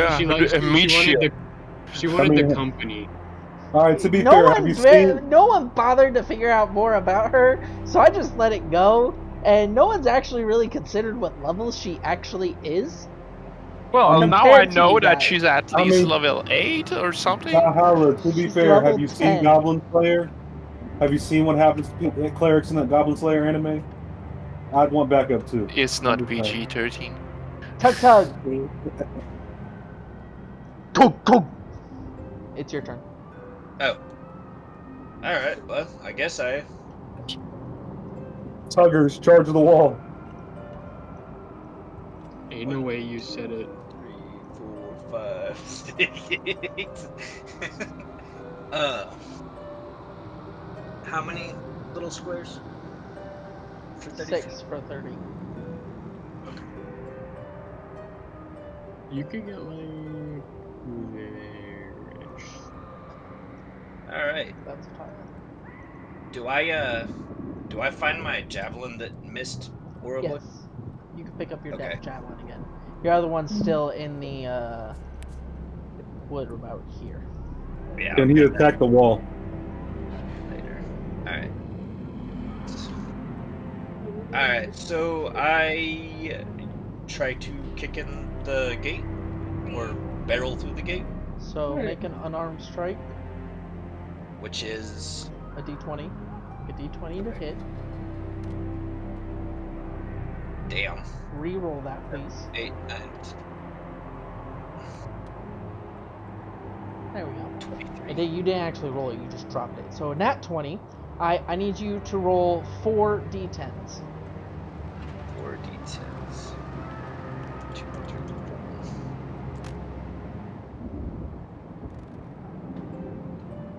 17. 17. So with a heave, you rush forward and kick, bouncing off the wooden palisade, taking a couple steps back. It sounds there is a resounding boom through the woods as everything suddenly silences. Kasan, you have an inkling in the back of your head. Something isn't right. Something's gone wrong. Whatever just happened, it went terribly wrong. But you don't know what. Is there something called free speech in D&D? What's that? What do you mean? Where you can yell something? Yeah. Yeah, you're free to yell stuff. You can communicate on your turn or their turn if you're talking to them. Tug-Tug, get away from that wall. Something happening inside. As Tug-Tug turns to at your shout for him, the gate blasts open in a range of splinters. A large hand reaches out, grabs Tug-Tug. Tug-Tug, I need you to make a strength saving throw. Which would be 20. A d20 plus your strength modifier.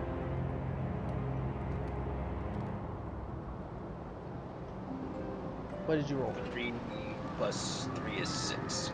Okay, so a hand grabs behind your neck and yanks you into the camp Whee! Not sure it's and a knocks you prone. You are now prone.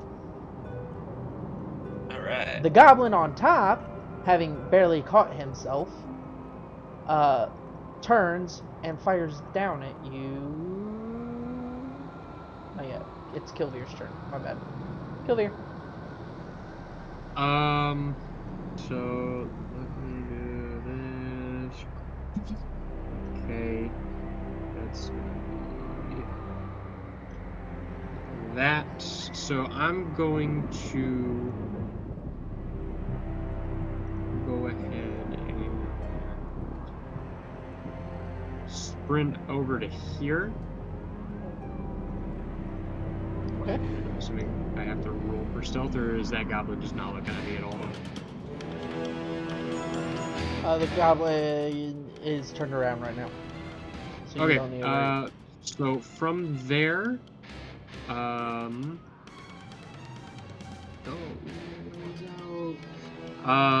should be within the, let's see, math time.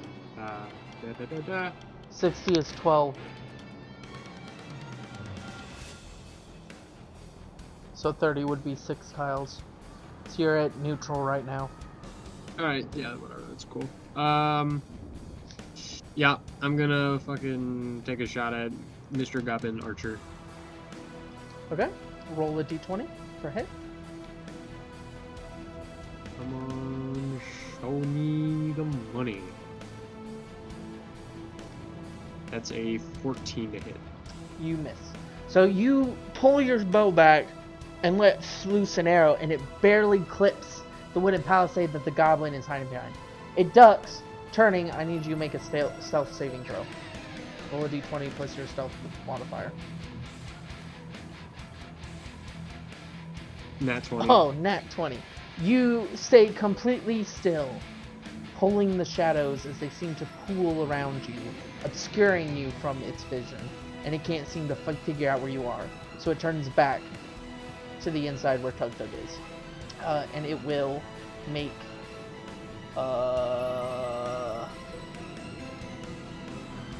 wait. Oh. Oops. Okay, well, I'll just do this one then. Okay. It's going to make a shot at a prone Tug-Tug, so that's with advantage. Net 20'd. Okay, so it's going to do a critical attack. So that's these two. Tug-Tug, you take 5 damage.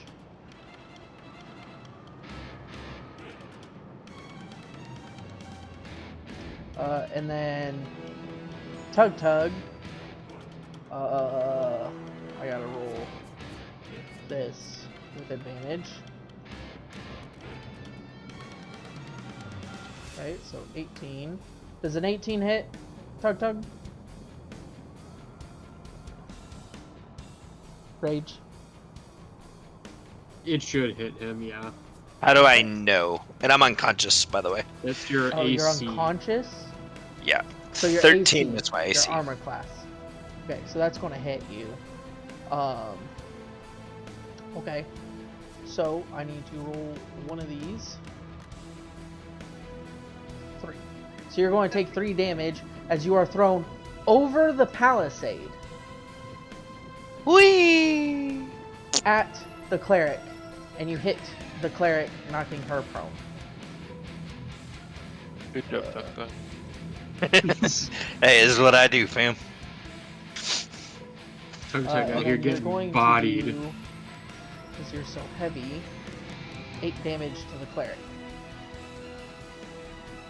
Which literally doesn't seem to phase her. So I was already unconscious during that second attack. Do I take more damage you or? take a death. Not like you take mark 1 death marker. You take, you did. You're not dead. Yeah. You take 1 failure for your death. I diagnosed you with dead. Okay, so I have 1 failure. Okay. It is now Kassan's turn. Son gonna dash to the wall. Okay. Don't So you do can it. move with dash. You can move twice your movement, but you get no action. Yeah. And what? So it should be 12 tiles. Yes. 30. Well, So you'd be right behind there. Kilver. You see my white line. That's 17. Oh. 12 is 60 feet. 12 tiles. Okay. Be right here. Yeah, ish. I'm good.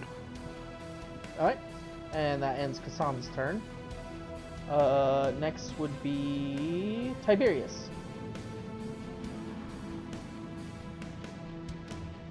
Ooh, really quickly, as I can see that goblin, does he look to be alarmed or in any sign of distress from what was inside the palisade?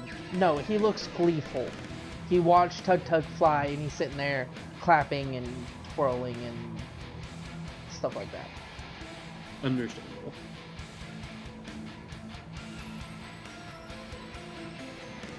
I'm going to Eldritch Blast the Goblin.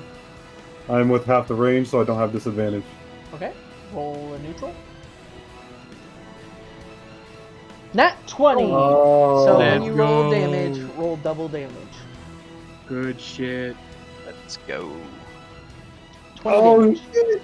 So, watching Hold your it. friend sail over your head, you got pissed, mad, beyond any other rage, even from your betrayal. Lightning sparks between your two hands, consuming the power, and you can feel something being sucked into it. Kassan turns and watches you as you pour more and more lightning into this and release it in a massive thunderbolt as thick as your thigh, straight at the goblin, hitting it and sending it flying over the other side of the palisade, killing it. Bro got deleted. Okay. That It damage is should come delicious. in. Okay. Next turn is the cleric. The cleric is going to pick herself up. And then, Heal Tug-Tug. Yeah. oh, yeah. Sure. Lay on hands, 20. How much health do you have, Tug-Tug? 14? Yes. She gives you 14 health. All right. And then that takes her bonus action. Actually, that'll take her action. That way she can move there. Alright, Tug-Tug, your turn. Oh, is her aura still active? Nope. She used lay on hands, so the aura can't be active. Yeah. Son, it says you're still unconscious.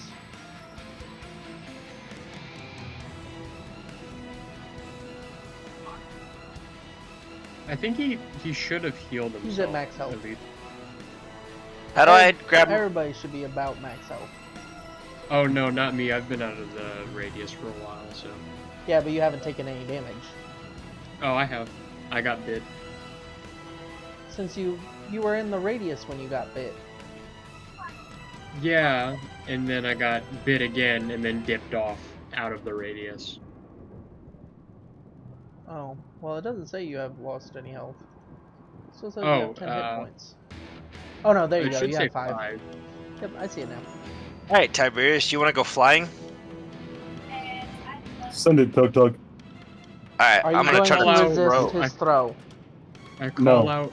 I need you to While- roll a grappling, so it's a strength check to pick up Tiberius without hurting him. Get me on the wall, Tug-Tug. So you get a bonus 2 11 plus 3, so 14. plus 2. 15, 16. Okay, that works. So where are you throwing him? On the corner, the left corner of the wall. How far away is that? That is 10 tiles? Like 50 feet. 50 feet? And then that's 30 feet up.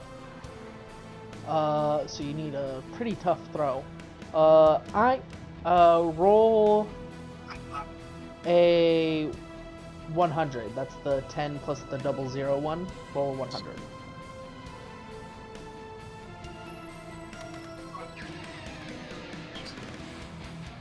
$78. Okay, you pass. Now, Tiberius, I need you to make an athletics check. Pass that shit, because you got mad athletics, my boy. Nat 20. Perfect. So, Beautiful. Do a front flip. Tug-Tug goes, I throw. Grabs you by the back of your jacket, which is secured by many straps, and launches you cherry ball style up and over the palisade, and you land on the wall. I need you to make a perception check.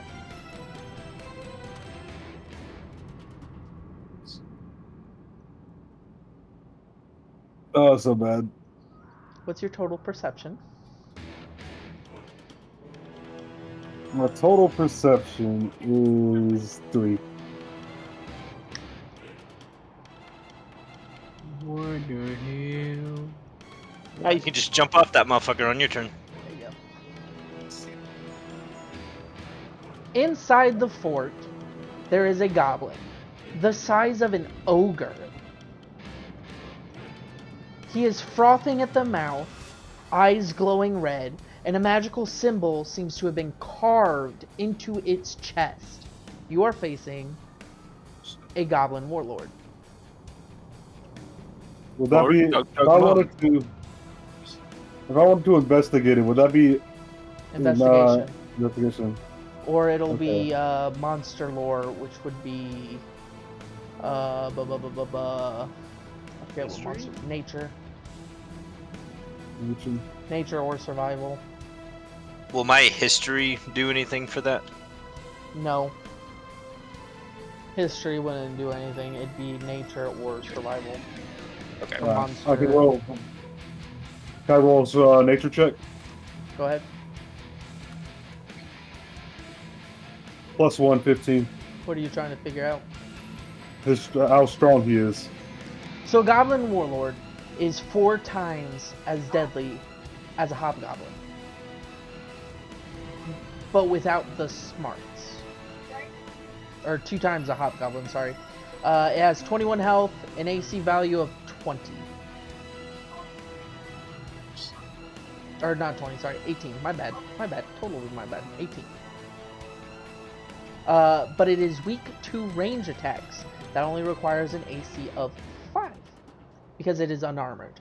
It doesn't have armor yet. Assassin, if you can hear me, I need your help. I call out from that. I'm coming. Okay. That is Tug-Tug's turn. It is now Kilver's turn. What are you going to do? So as I'm like right here, You can scale. You're against the wall. yeah, can I just scale the wall? Yes. I need you to roll in athletics. Okay. That's You gonna pass. be a. oh, You're going fucking to bed. scale the wall. However, scaling the wall reveals you. Okay. And as you turn, you see you are face to face with a giant goblin head. It just stares at you. What are you going to do? I guess I should have clarified. Piercing weapons work. Bludgeoning weapons don't. We have advantage, right? Me and Kilver, right? Let's roll I will above it. give him advantage because it's his head.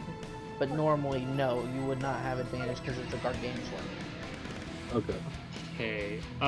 Do I have any movement left at all, or was the entire? You only movement did wasted 30. on scaling? You only took, or sorry, not 30, 15. It's 3 tiles high. So that means I have another 15. So 3 15? tiles. What I'm gonna do here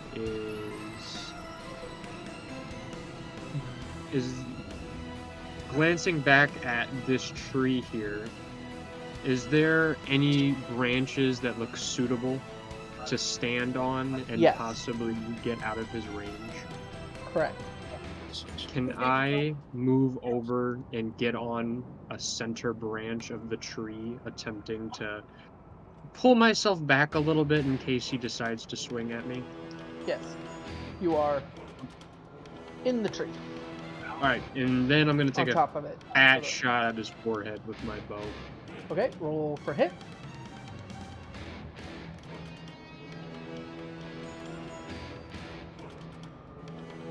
You hit. Roll for damage.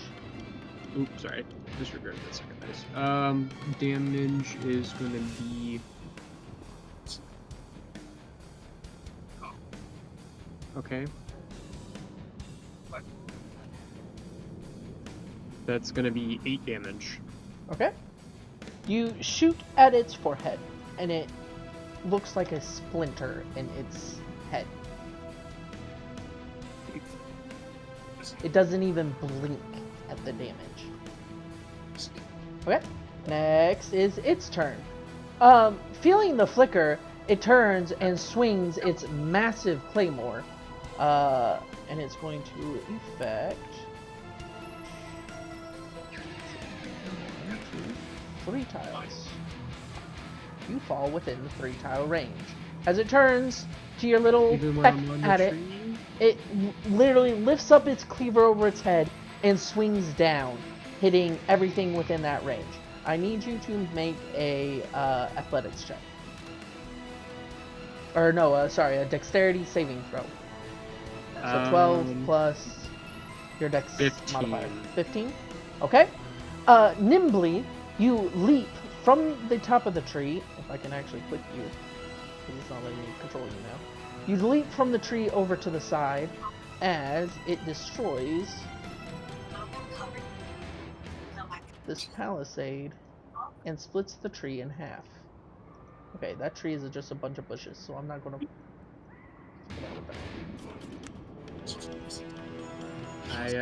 I'm gonna go ahead and call out and be like, I'm going to need a little more assistance.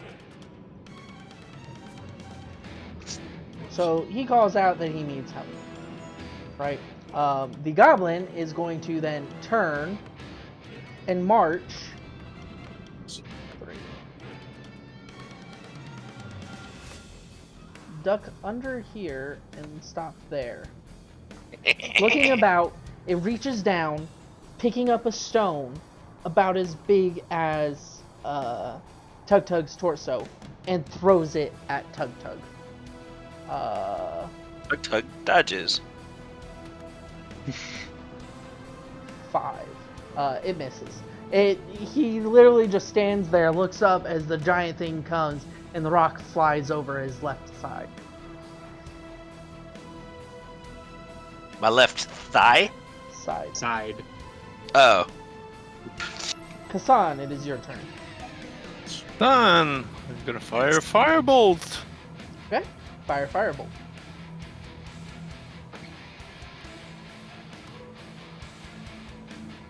$17, you hit. Noise. 21! Yeah, you hit.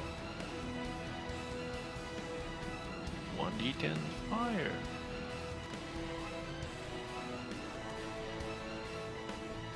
7? 7 I fire. need you to roll 1d12 for me. 1d12. 4. Alright, so as you hit, how much damage did that do? 7. 7? 7 damage. You lob the firebolt at him, and it seems that his skin conflagrates, catching himself on fire as you hit the firebolt on him. So now he is this giant, towering, burning goblin. In reaction, he starts swinging around him, dealing damage in a 10 radius from him, taking out the entire gate. Give me a second to edit this.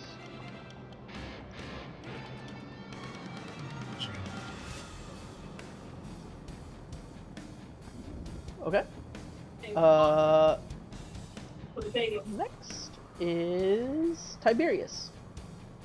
If people see my face, you see a grin of pleasure. Tug-Tug's dancing in glee. Tybirius, Ryan.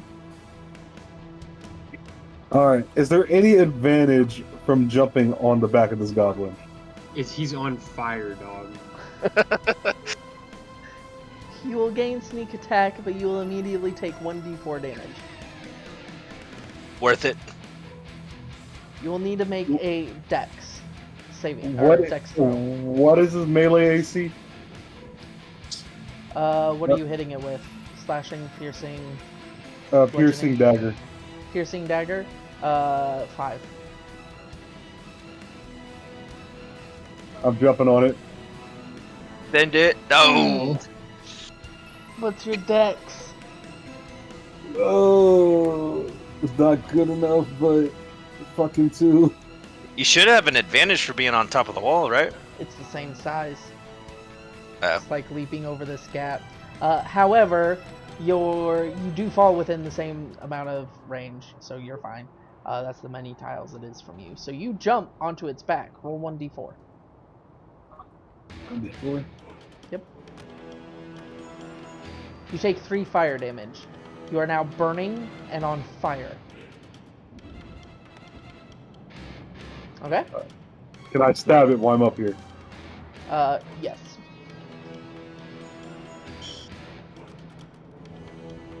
Nat 20. Yeah. So, how do you want to do this? I Yeah! want to stab this fucking thing in the neck. You're just going to plunge your dagger into its neck? Base of the skull. 7 plus 1, or 7 plus 2, 9. 7 damage is all you had left. So, you all watch as Tiberius jumps onto this flaming, towering goblin, knife up, and stabs it down into the neck, hanging on as the goblin then goes ballistic. Its sword starts striking the ground, trying to throw Tiberius off while he also does damage in the circle around him. Before finally it stops, sways, and charges towards the tower, taking Tiberius with him. Well, I gotta get out of build mode. So charges, slams into the tower, finally knocking Tiberius off, but then it falls over onto Tiberius. Roll a athletic or a dex saving throw. 15. You manage to roll out of the way just as that massive goblin lands, and as soon as it topples, it shrinks down to a normal goblin size, dying. Congratulations, you have won your first encounter. All of you have leveled up to level 2. Is Tiberius still on fire? Oh yeah, with 4 health. He is. Okay, I'm gonna go pee on him. So, Tiberius, as you roll, the flame's starting to smolder out because you stopped, dropped, and rolled, and you start patting out the last little bit. A shadow falls over you, and you get a bad premonition as you turn, and your friend, who had drank 6 barrels of ale, grins maniacally, pulling out his large, flaccid thing, and begins to piss all over you. Can I make a dex saving throw? Would you like to dodge? I would like to dodge. I need you to make a dex saving throw. Meanwhile, I need 11. you, Tybirius, or Tug-Tug, to make a dexterity throw. Which is 20. A d20 plus your dex modifier. I got 11. So that is 3 Oh. plus dexterity, so 4. So dodge as you go to pee on him, Tiberius quickly rolls away, completely getting rid of all the conflagration on him. Valeria enters and begins healing everybody. Everybody is at full health now. I was about to say, if he was still on fire, I would control flame and extinguish him.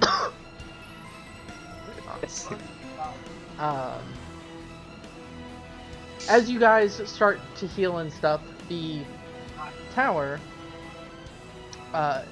there's an ominous whisper from it.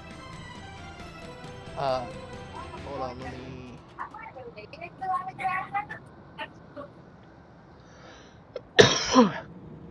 There's a quiet whisper that comes from the tower, and a purple glow can be seen from inside.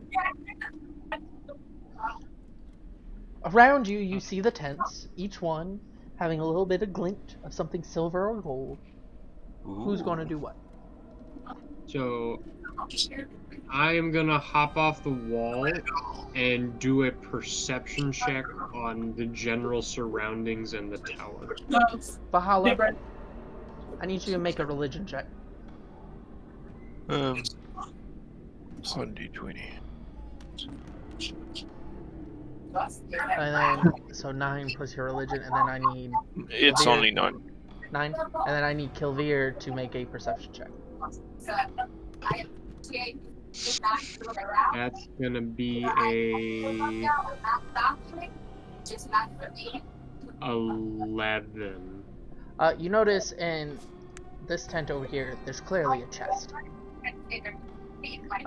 As for you, Kassan, you feel a niggle in your back of your head again, like before, a premonition, but you can't quite grasp what that premonition is. Barbarians, be cautious. There's something inside that tower. Are we in combat still? No, you're an exploration. Okay, mode. can I do a insight on... Would it be insight on the chest that's in there? Do I notice anything off Investigation. about it? Investigation. Investigation. Okay. Insight is like delving into what something would be investigation. Gotcha. I'm collecting my javelin out of this wall. Okay, you collect all your weapons. What is your Um, investigation check? 11 straight up. So it looks like the goblins tried to scratch the lock off. That's the only thing you can find. There's no trap, there's no trick, there's just a lock. A very Okay. heavy iron lock.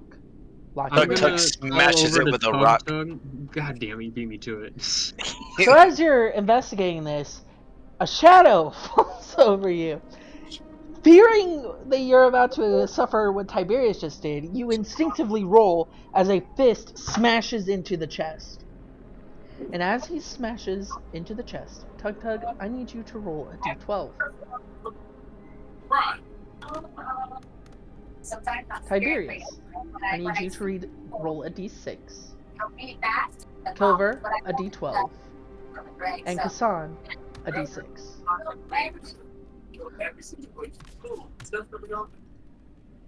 6! I got a 4. I got a 1. I don't remember what I had. You had a 7. Okay. As you smash the chest, you hear a strangled "No!"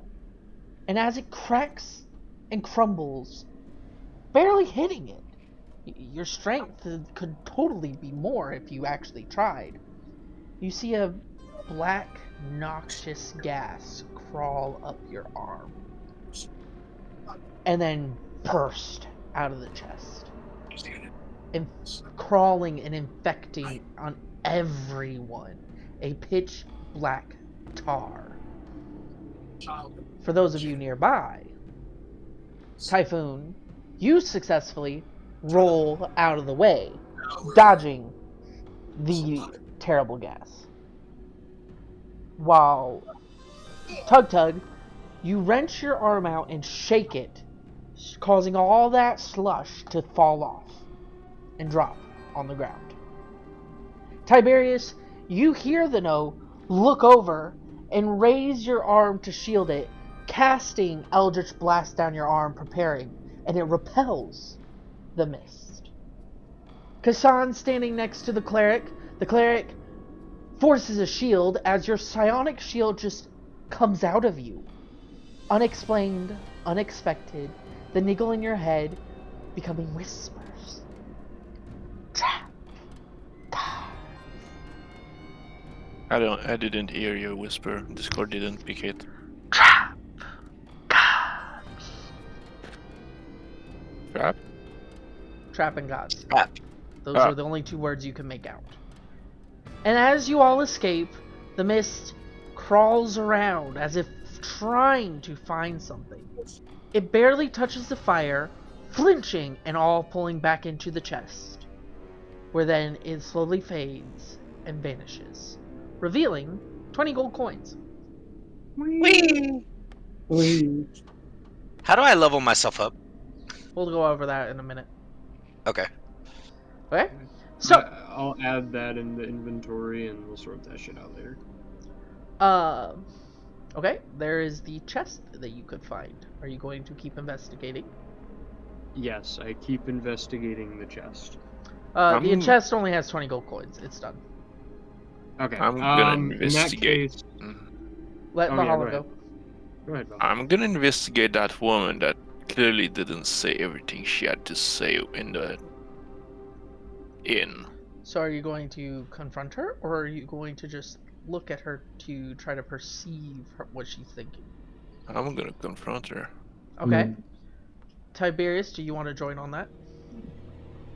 Yes. 'Cause That's why I While thought they do Mr. that, can I Charisma. recover my arrows? I free Yes, you can myself recover your from arrows. enslavement. 2 of them are broken.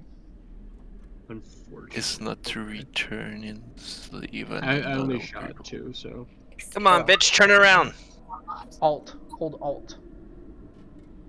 Okay. And that's how you So- play Tug-Tug. What is your question? So you approach her and she starts rubbing her arms as if disgusted or like something's crawling on her and she wants to get it off. She looks fearfully at the box, her hands trembling. Seem like you already knew that was here. What What? did you not tell us? I didn't know it was here. That's a cursed item, calling to the dark gods they call the Abyss home. It was the abyssal fog. That's why I knew what it was. I don't know how it's here, though. Seemed to be more a problem than just a couple wolves. Yes, that's why we were sent to investigate. We weren't sure why the wolves were gathering, and clearly the shaman was trying to change them all into wargs. I'm gonna do an insight to see if you try to hide anything. Roll a d20 And it's a 5! with your insight bonus. It's a 5! Okay. I'm a roll insight too. Okay. Roll insight.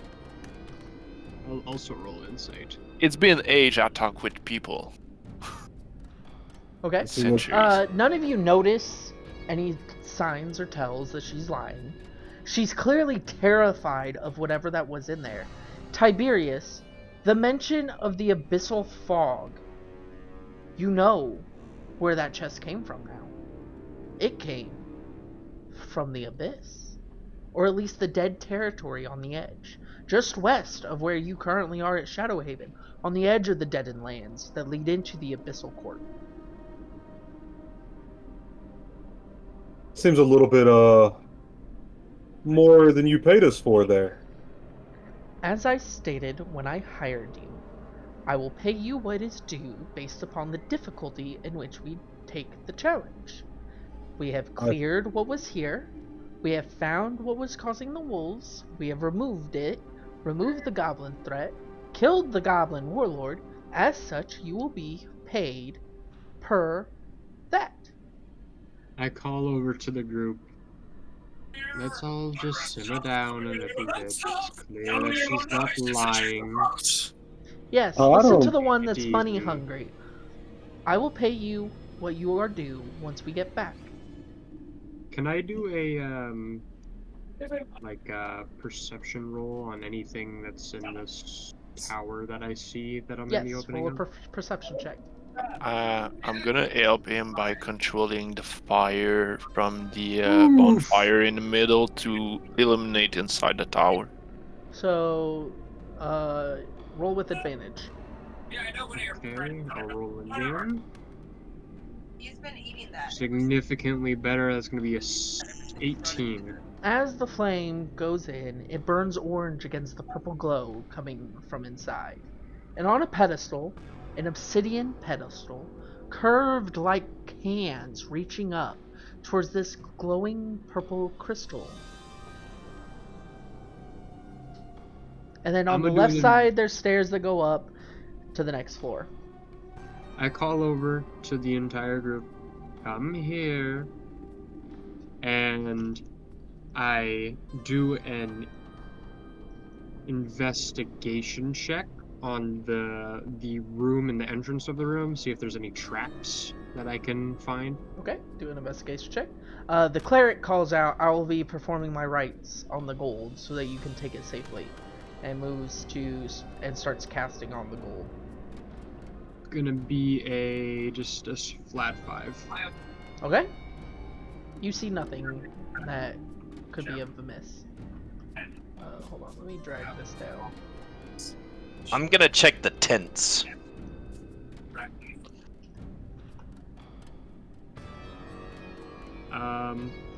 I say to Hassan, and I say, would you like to go inside now? Yes. And I walk inside with him. Give me a second. I'm going to Oh. get the fire. Oh. I'm gonna need to duck. I cannot enter!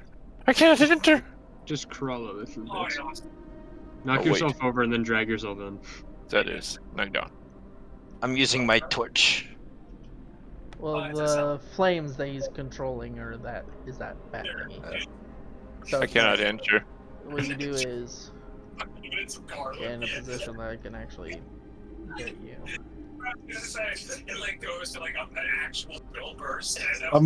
Tiberius moves over to ask the cleric a question. Okay. How do Woman, you... there was a get rid of battle the- a few weeks ago against the Kingdom of Arcadia. Yes, I Me heard and of the Tug- battle. Me and Tug-Tug were a part of it. There was an officer who has escaped with Arcadian ranks after betraying our army. Have you heard anything about his whereabouts? The military that came through, all of them, grouped together in the tavern. They had a few discussions, a few laughs, a lot of drinking, and then they left south. Let me pull up the map so I can actually tell you which town it was. You all should have access to this map anyways. From the Discord. The Night Court. They left south to Eclipsia, heading to the southern border with the Dawn Court.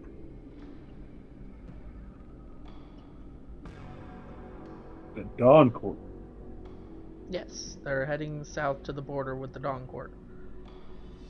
Oh, The one that sits between the dawn, or Yeah. the night and the day. do you know why they would be heading south instead of trying to go to the coast to regroup with more forces? They suffered heavy losses as we did. Apparently, there was an incursion on the southern side as well. I don't know the details of it. The Knight Commander of the town should have those details, though. So, for the record, battle clerics are town guards. They worship the moon and they guard the towns under the protection of the moonlight. The soldiers of the night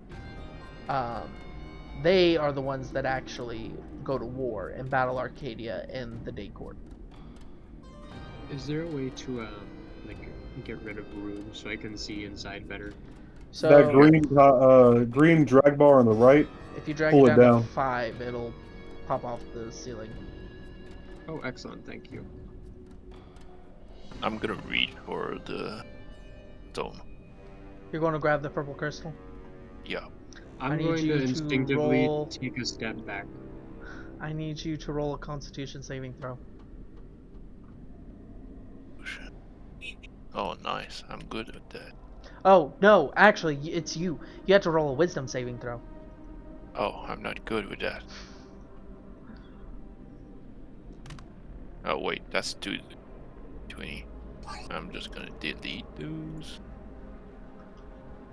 Oh, or take the first one.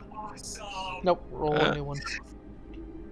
God, that's what I wanted. Oh, good. You gave her 3 people can slap me around. And it's 10!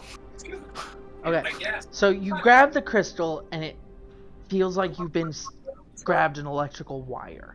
It jolts your arms back, even though most of your nerves are dead. Your eyes start to cloud over with purple, and you see a vision.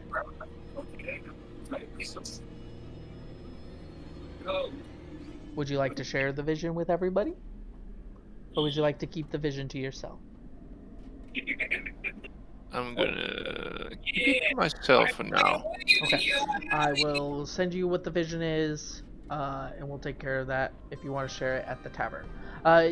Kilver, you see him jolt, freeze, and then suddenly relax. The crystal is now in his possession.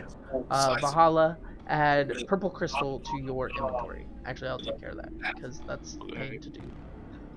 And then, well, after making sure that he's okay and being like, the fuck, I'm going to sneakily come over to the stairs here and start to slowly creep up the tower.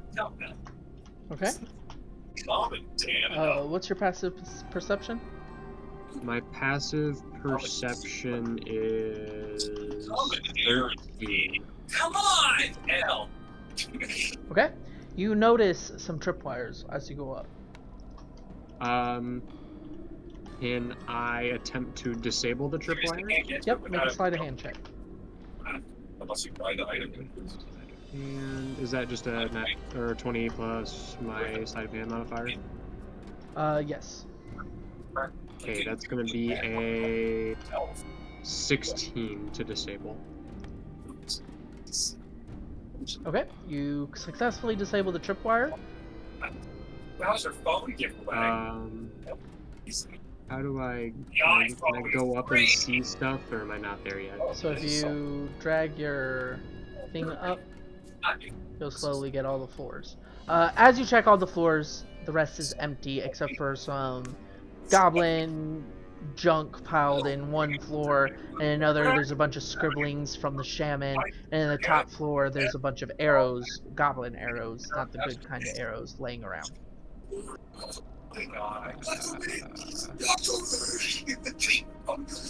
Oh, fuck. Somebody's background noise is going off. Did you have to push the I button? can't actually climb up That's the right. tower at all. Yeah, it's sort of like I said, I just described it for you. Okay, so it's just pretty much Jump. completely empty, nothing in it. Correct. Okay, then I'm going to exit the tower, politely Well, that's go over to Tug-Tug and be like, would you mind accompanying me outside? Okay. for a minute?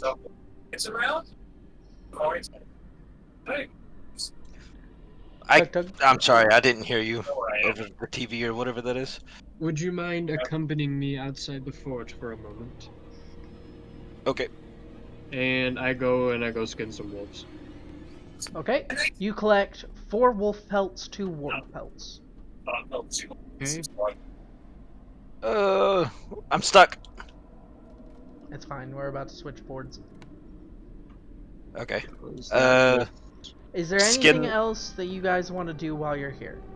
Skin this wolf that I've been carrying around and keep the meat. Warg. Work, So you whatever. gain was it 4 wolf pelts, 2 warg pelts, and a large chunk of warg meat. Okay. 5 pounds of warg meat. That's Before- salvage. And then Before leaving, I'm gonna make sure that all the fire are properly extinguished. what did I putting all the- find? Hold on. I'm managing inventory. Manage inventory. Add custom item. Custom item 1. Oh, I hate that. Add custom item. Custom item 1 is warg meat. 5 pounds. How much do the pelts weigh? I can add them. It's half pound for the wolf, 1 pound for the warg. Okay. So it's a half pound. So it's 2 pounds total for wolf pelts, and then 2 pounds total for warg pelts. Yep. I'm going to ask a clerical question. What's your question? So, you're obviously strong enough to have not needed us. Why drag 4 adventurers along? I And didn't pay know if I would need you or not. The warlord was a surprise. The goblins were a surprise. If I had been alone and all of those wolves had snuck up on me, or had turned into wargs and attacked me, I wouldn't be able to fend off 6 wargs, a goblin shaman, 2 goblin archers, points at the dead goblin warrior, a goblin warrior and points over at the giant corpse, and a goblin warlord all by my lonesome. But you would have been strong enough to investigate it and escape. You never said the point of this mission was to destroy this camp. I Said you was were not the one that investigating. initiated combat. But you were If I definitely do strong enough remember, I'm the one that picked up your big friend over there when he got a few too many pinpricks from the goblins.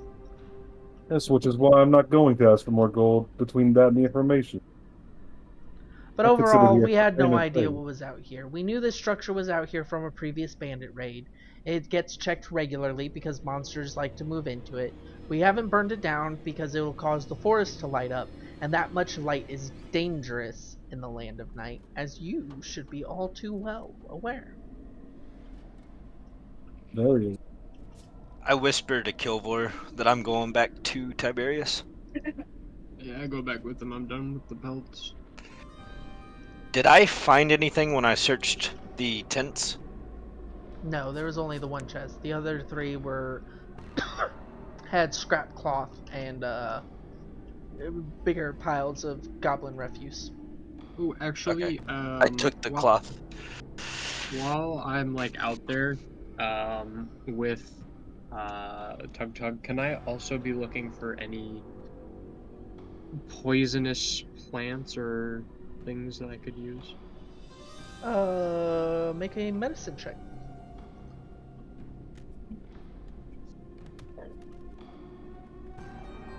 You don't see that is anything specifically that could be used for poisons or medicine. There's no herbs around here. You do find some roots of some that seem to have been munched on by the goblins. Alright. I would also like to salvage the cloth from the tents and the rope. You go to disassemble them, but they've been here for a while and they crumble in your hands. Tragic. Okay.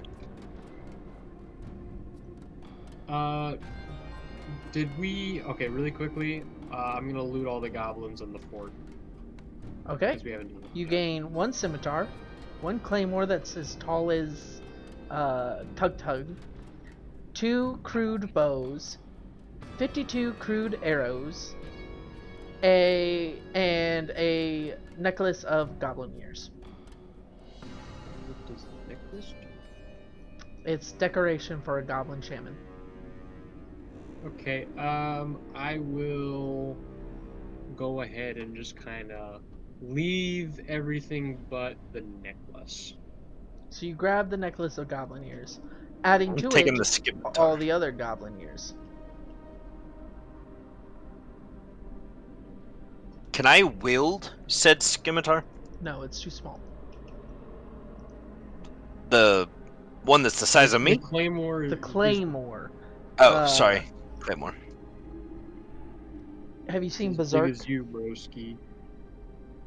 It's literally as big as you. You would swing at disadvantage and have to make a saving throw not to end up prone after you swing it. Would it be worth selling? No, you know where any giants live? I don't know. Somebody might buy it for their wall to make up a story about killing a How much giant. does the Claymore approximately weigh? Would we have to travel, say, like, I don't know, 2 32 people carrying pounds. it? Okay. I just say we just have Tug-Tug carry it for now if we get into Okay, combat. so you strap and the giant drop. claymore to Tug-Tug's back because it won't fit in anyone's bags. Anything else? No, I think we're good. Sorry, we like to go and get stuff. Somebody Freaking collect weak firewood. goblins. And bro, I played Tarkov. What? You gotta understand. The We check chairs in that bit. the flame on top of the pole outside. I extinguish it with my bare end. You extinguish all the fires. You already said that. Yeah, Alright, yeah. Okay. So you make But it back with my to the bare bar. end. You make it back to the bar. Going about the business as the hustle and bustle of the day hours have arrived.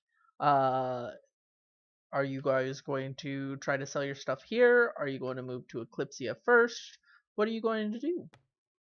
I'm eating. I'm gonna walk up to the barkeep and ask him if he would like a necklace of goblin ears and if he would know any blacksmiths that would want to maybe melt down a giant claymore. God damn, you're tiny. So you approach the blacksmith, an elf that has wrinkles of frowning too much. He eyes you as you approach, raising one eyebrow, waiting for your Hello, question. dear shopkeep. I was wondering if you would perhaps want this necklace of goblin ears acquired at a camp not too far from here, and would perhaps like a giant claymore to perhaps smelt down into usable materials for a very fair price, of course. He spits into the glass and continues rubbing out a large stain inside it. Oh, for a moment I thought he was I spitting did in his face. I was gonna charge him. Goblin ears. There's a monster parts collector down the road. He should be able to take those off you, especially that warlord ears you got there attached to him. As for the claymore, I really have got no space for something that big. It can barely be lugged in here by that giant guy. The one that's eating all my food! Which is being happily paid for by that wonderful cleric over there. That was before, not after the mission. Yes. So you say. He Your also tab's been saved your taken care of before you left. Now the tab is reopened. But as I see you've taken care of several of those goblins, if you've got any spare meat to give, I'll give you 3 gold for each pound. Or for every 5 pounds. Would you happen to take pelts along with that, or would that go to the blacksmith? I can sell them to the leather maker. She takes wolf Very pelts for 2 gold or 8 gold per 2. Hold on, Kilver.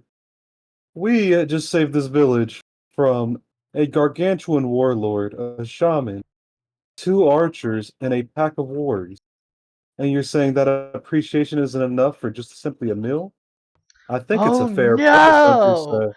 Did you hear that, everybody? A goblin warlord and a Let me- gang of beasts decided they were going to camp out at the old bandit camp. Oh no! Whatever are we going to do with the 30 battle clerics patrolling the woods?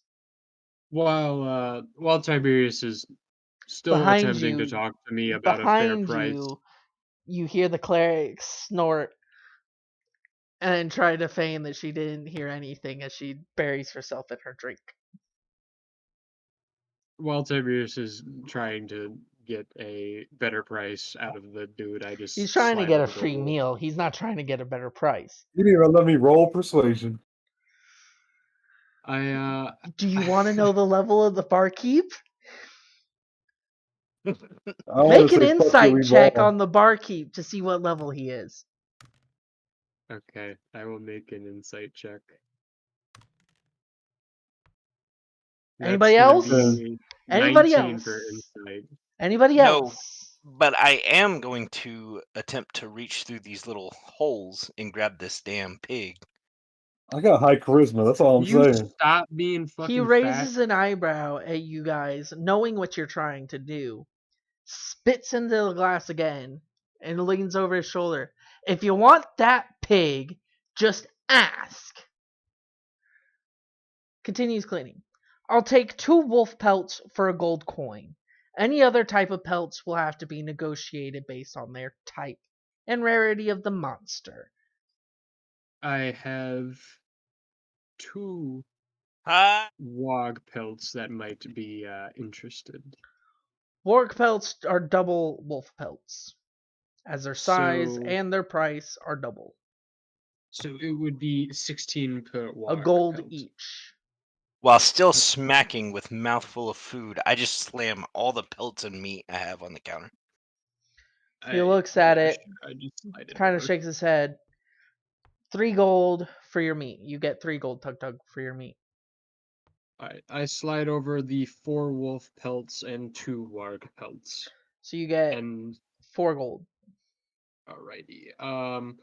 And then I fucking just walk off without saying a word and go to the So while you walk off, he goes, if you're looking for the monster collector, he's down the street to the north. You'll see it. Big place. Got a giant head sticking out of it. I just burp as an answer. He turns and looks at Tiberius. Going to complain anymore? I mean, I could. That was a pretty rough fight. For low-level adventurers like you, I'd imagine. But seeing as you had Valeria, you wouldn't die. She can resuscitate anyone. Behind you here go almost anyone. Glancing at Kassan. To resuscitate that pig, what can I have it? fucking god.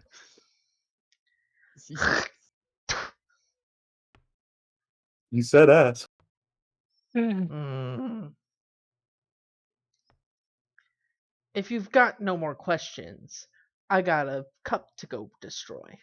And he turns Where's the- around and walks back into the bar. Or walks into the back. Start to interrogate this goblin. You approach the goblin, who's covered in a hood, leaning back, twirling a dagger with another dagger on its side. It glances up to you. What do you want, Bigfoot?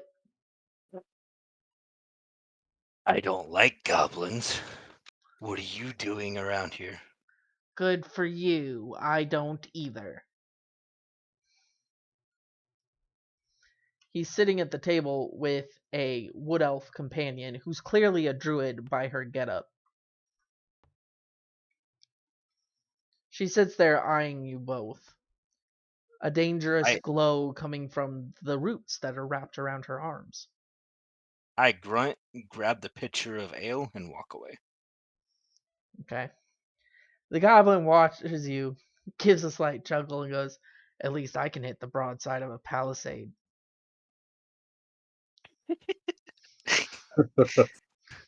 So you were there. Too bad I can't hear. Oh. Huh. I have to be there to hear Valeria's story. Goblins couldn't even shoot back, they were laughing so hard. I did hit the broadside of a palisade, thank you. It was quite the advantage, I won't lie. Alright, so Ding Dong went down to the monster shop. I take back the Kilver. picture from Tug-Tug and give it back to the goblin, saying that The Tug-Tug druid looks missed. at you and hisses. Like you've burnt her. You've suffered. Terribly. I suffer? Yeah, you have suffered terribly. And you notice that her gaze is looking at the burns. and she has a flash in her eyes like she knows something.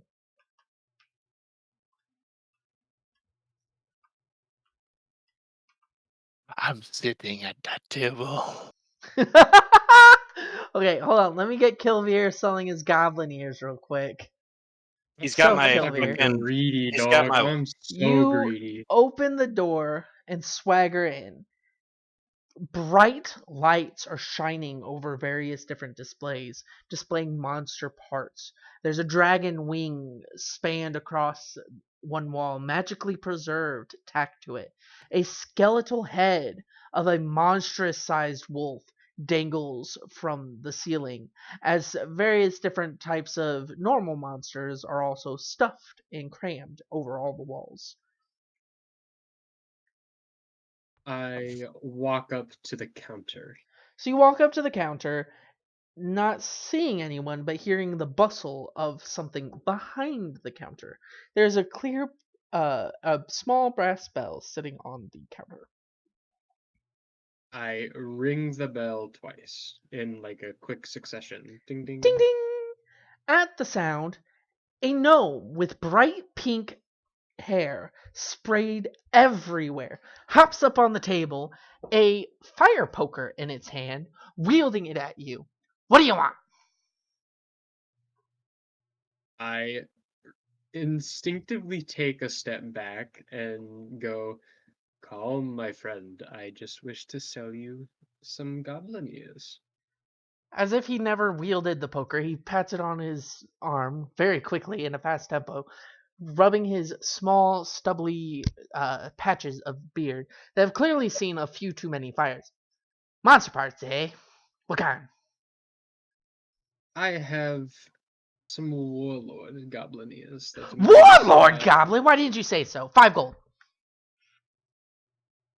You can do better than that. 7. Warlord Goblin. If you brought me a King Goblin, maybe. But no, a Warlord Goblin isn't 5 gold. Any normal goblins, I'll give you the gold for every pair or something. Just because you brought a Warlord Goblin in. Can I make a persuasion to get him to go to 6 gold for the warlord goblin ears? Go ahead.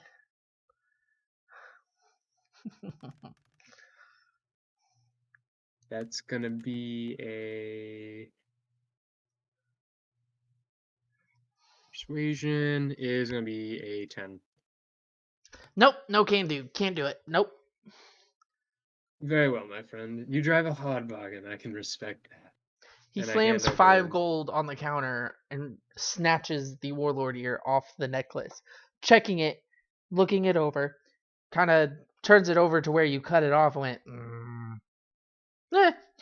And then sticks it into a pocket where it vanishes. He then And then slams, you had 8. 3 other goblin ears. So 8 Right. goblin ears total because 8. you found the necklace. 8 goblin ears, 4 gold. So you gain 9 gold total. He snatches the necklace, sniffs it, licks it, goes, ugh, magic, and then shoves it in a totally different pocket where it vanishes. Anything else? All right. Yes, my friend. Well, obviously, you are a consumer of the finer things, having all these monster parts, so I understand that you must appreciate the value of a good fight. So I was curious, is there anything that you can offer me to look for? Is there any things around that you perhaps are in desire of? Should I find, I may come back and collect. He looks at you funny. Fight? I don't want to fight. I hate fighting. I like building. Building magical tools. Magical tools to destroy the Arcadians. But no, right now, the nearest monster is probably on the Raven's Veil. Those machine monstrosities that have been coming over. I would love one of those so I could take it apart, find out why it ticks, and once I find out how it ticks, we can destroy them all. He gets this gleam in his eye and then pulls out this strange stick and starts gnawing on it. His eyes start to go hazy as you're losing him. I simply say, "Have a nice day," and I turn around and I walk away and I go back to the fucking He tower. looks at you and then falls face first on the counter, passed out on the I drop. like him. I already like this guy. Okay, Too bad for back him, 'cause to Kassan questioning the druid. He sits down, this towering, charcoal black torchlight, sits down next to this goblin assassin, returning his pitcher, across from this wood elf druid who flinches away from Kassan. Seem like it's not the first time you see someone like me. As I glare intensely in their eyes. Torchlights aren't too uncommon on the side of the life. You come out of the abyss, usually in the land of the dead. From where you originate, I don't know, and none of you seem to know. But I've seen your kind. I've heard what your kind have been through. And why that reaction when you see me? Because I've been burned by the ghastly fires of Avernus. She lifts part of the leafy covering on one of her legs, and you see a wrap of the same charcoal color going all the way up her leg like a vine. A whip from an archdemon carries the fire of Avernus, and it forever stains your soul so your body holds the mark.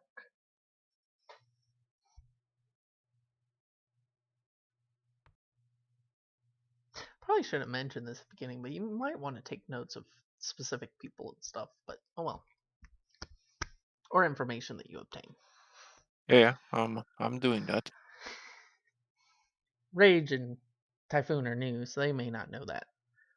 Yeah. I kind of Kilver, knew about it, but I as fucking you forgot. exit, you look at the sign, and it says Tiddlywinks Monster Emporium. So his name was Tiddlywink. Did I get paid for the wolf pelts too? In the They gave the money to Kilver for those ones. You got the Okay. meat. I'm gonna leave this because this conversation bores Tug-Tug. cleric. He Oh. just heard something, and Hold he on, doesn't hold on. even know. So Tug-Tug stands there, kind of dumbfounded, and goes, "Big horny head's no good," and trundles away to where Tiberius is currently interrogating the cleric, apparently, or the battle cleric. Continue, Kassan. Do you have any other questions? Dude. When have you last seen of my people? When I crossed through the Dawn Court to get here, a torchlight stumbled out and was taken in by the Dawn Guard. That's the last torchlight I saw. Before that, in the land of the day, they were incinerating groups of them as they stumbled out. Before that, in the land of life, where we encouraged them to move along the other direction from the day court, so that they could make their way to the land of death.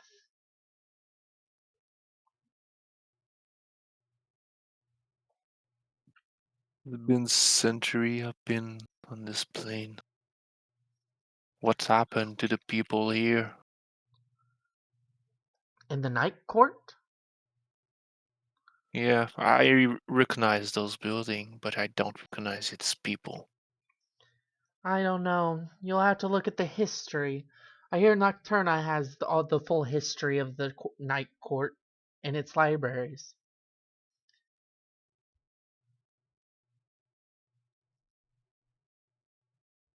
I heard say and retire from this table. Okay. Going to the interrogation of the cleric again. So, cleric, about this gold, My do you have name what you? is Valeria, and I would appreciate it if you addressed me by my name, not half of my class. I haven't seen you fight enough to consider you a warrior. When I do, I'll address you by your name. She one-shot a warg and then Who hasn't one? blasted a shaman out of existence using nothing more than the moon. And save your life. If you would like to try me, we can brawl right here, and I'll prove why I'm a paladin of my goddess. It wouldn't benefit me to fight here. But it would benefit me if you gave my part of the gold to Oh, that's Kilver. easy enough. She tossed you a bag of gold. It has 30 gold pieces in it. By the Or way, 40, sorry, where 40, 'cause there's are we 40. right now? What town are we in? Shadowhaven. You're in the northwestern town.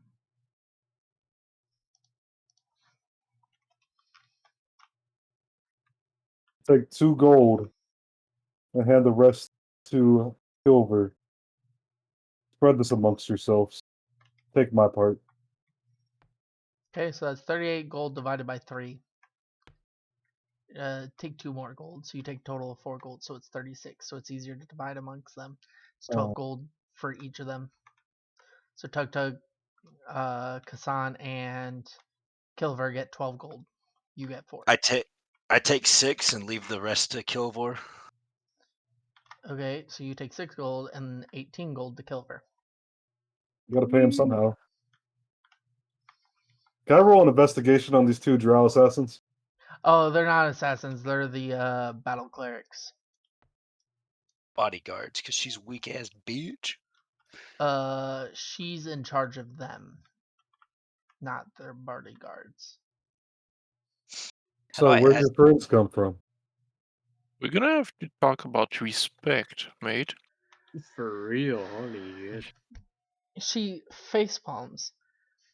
Valerius already explained to you that there are 30 battle clerics in this town. As my squad has returned, they joined me here as per our agreement.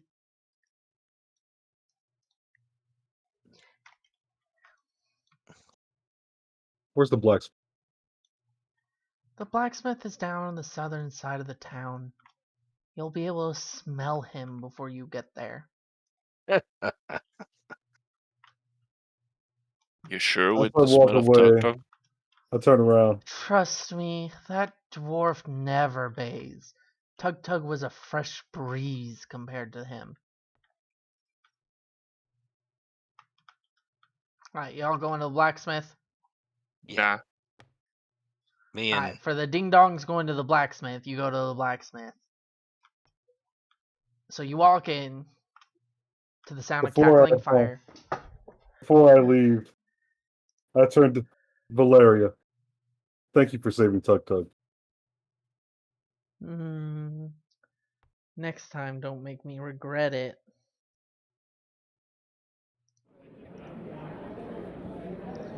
There should be a forge. That's why I talk about manner. hey, I don't know manners. I'm a big oaf. Well, that's why I said we're gonna have to teach you manner. Okay, so you two walk into the forge. You hear the cackle of fire and the sound of a hammer coming down. As you peek in, you see a dwarf holding a steel bar on the anvil as this tentacled monstrosity slams multiple hammers down on it at different areas at different times. The dwarf nods as he goes along, moving the bar slightly each time. What can I do you for? Before we go inside, can I take a glance at the name? What's the name? Shadix. Shadiks. Shadix. Shadix Forgery. Thank you. Or Shadix Forge, sorry, not Forgery. That's a different building. That's another fucking profession. I take it you're Mr. Shattuck. Aye, that's me. What do you want? Well, I want something dexterous and sharp. Dexterous is sharp for the wee elf. What kind of blade do you want?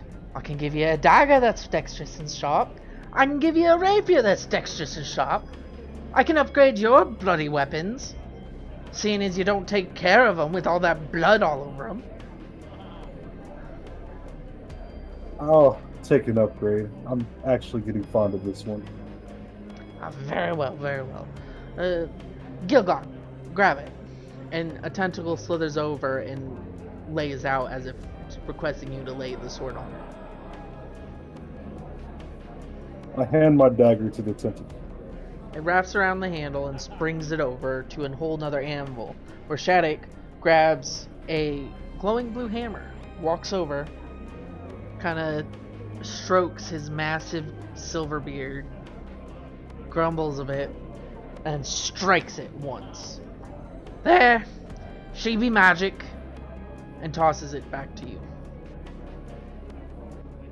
So you have gained a +1 dagger, or one of your daggers has turned into a +1 dagger that is magical.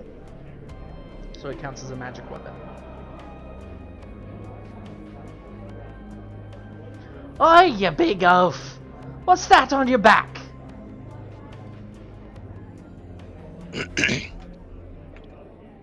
You can hear me, can't you? The dwarf starts jumping up and down, waving at you. Oh, you. I couldn't see you. Oi, was that a short joke? Of course not. I have a claymore from a Big warlord goblin. that I was going to see if you're interested in. Goblin work? That doesn't look like no goblin work. Hand it here. Hands it over. He deftly picks up the sword. Something Tug-Tug can't even swing without falling over. Shakes it a bit. Sniffs it. Licks across the blade. Ugh. Aye, goblins had this. She's mighty torn up. She's definitely not your size. He points the sword at you, Tug-Tug. I could probably make it smaller for you, if you want.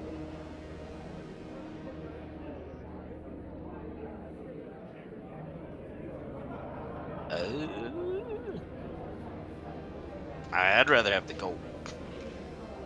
Sell it. Actually- No. How much would it cost for it to be resized? Seeing as all the scrap metal I'll get off to resizing it, I'll toss in an upgrade for 5 gold. Deal. Okay. So he takes it, leans it across in the back, sticks a hand out for 5 gold. I hand it over. He swipes it, tosses it at the big tentacle thing, which grabs it and seems to just stick it in its maw. Then he turns to you, Tiberius. That's 3 gold for yours. Don't think I forgot. Is that the soldier's pricing? Aye, that's the soldier's pricing. Normally it's 12 gold to +1 in magic eyes. Magic size. Whatever that bloody gnome calls it. I gingerly push past my associates and ask, I heard you talk about daggers. Do you have anything special for me? I can upgrade yours, or I can make you a new one. Though looking at it, you might need a whole new bow. Take your pick. I can upgrade all your daggers to a +1 with magic, or I can create you an iron bow, which will add a +3 to all damage by arrows. And what would Normal it cost arrows to do and higher. both, do tell? Both will take 3 days. You'll have to sit around and wait, weaponless, might I add, until 3 days is up. I have your daggers done roughly a day and a half. Then I have to get more resources to make your bow. Per se, do you have any increased quality daggers that I could just buy flat out and trade these in for some credit while you work on upgrading my bow. You like it? He turns. Clip clap! +2. It reaches into a maw and, like magic, pulls it out. A gleaming silver dagger that gives you +2 and magical attack. He looks it over. This be 20 gold. Seeing Does it as have you a- brought me these two lovely customers, I'll discount it to 12. Does it have a brother or sister?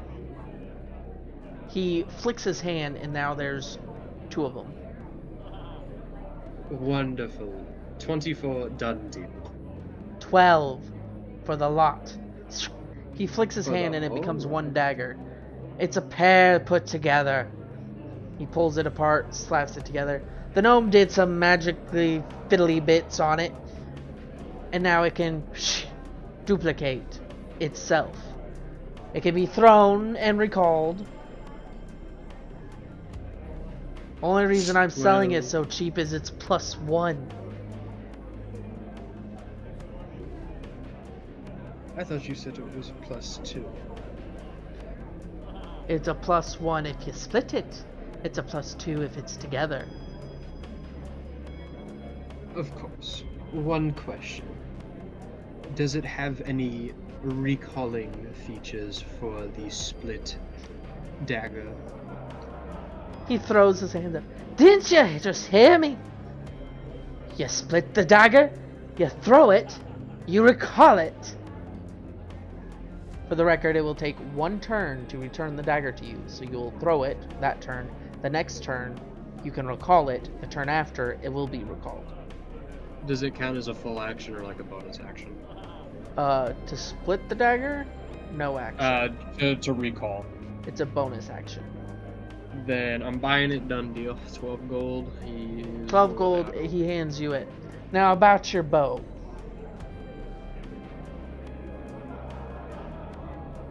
By all means, what would it cost to upgrade this somewhat antique piece? That one's built for sniping. I'll give you an iron longbow. It does a 80-160, I think. Yeah, 80-160 range and does a +1 to every shot. On top of what your normal bow does. I So also would it need. decrease the range? What's your current bow? 8320. Oh, my bad. It doubles that. 166.40. Okay. How much to upgrade? 24 gold. But since you took that dagger off me, and I've got the supplies sitting around, 14 gold. My friend, you're too kind. 16, and we have a deal. Take 2 for yourself, please. He swipes the gold, checks it, looks at you, kind of squints his eyes, throws it back at the tentacled monster who takes it and sucks it in. Come back tomorrow and we'll have it. Very well, thank you. Anything else for ye? I got work to do, you ken. I actually have 2 items I actually may need for this upcoming journey.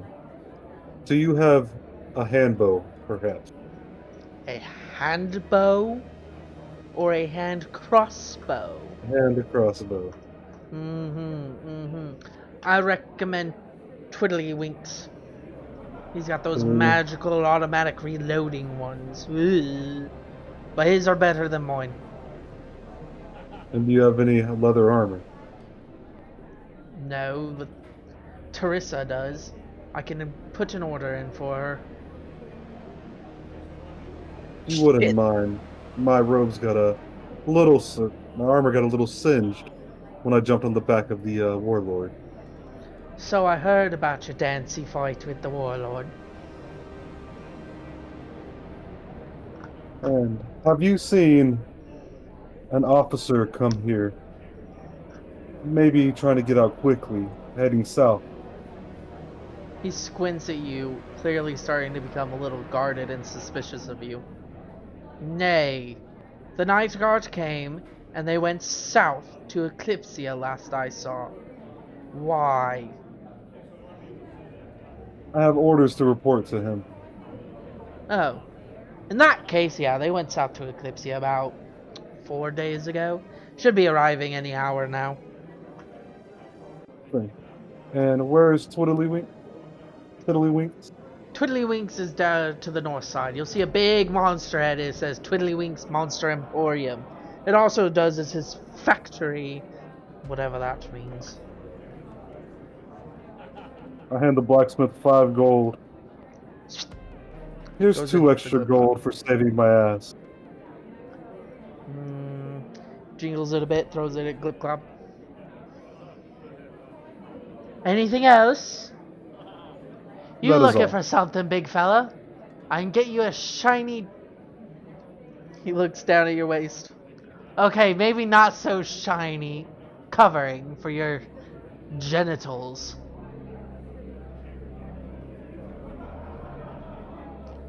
Would that hurt the fact that I get a buff for not wearing armor?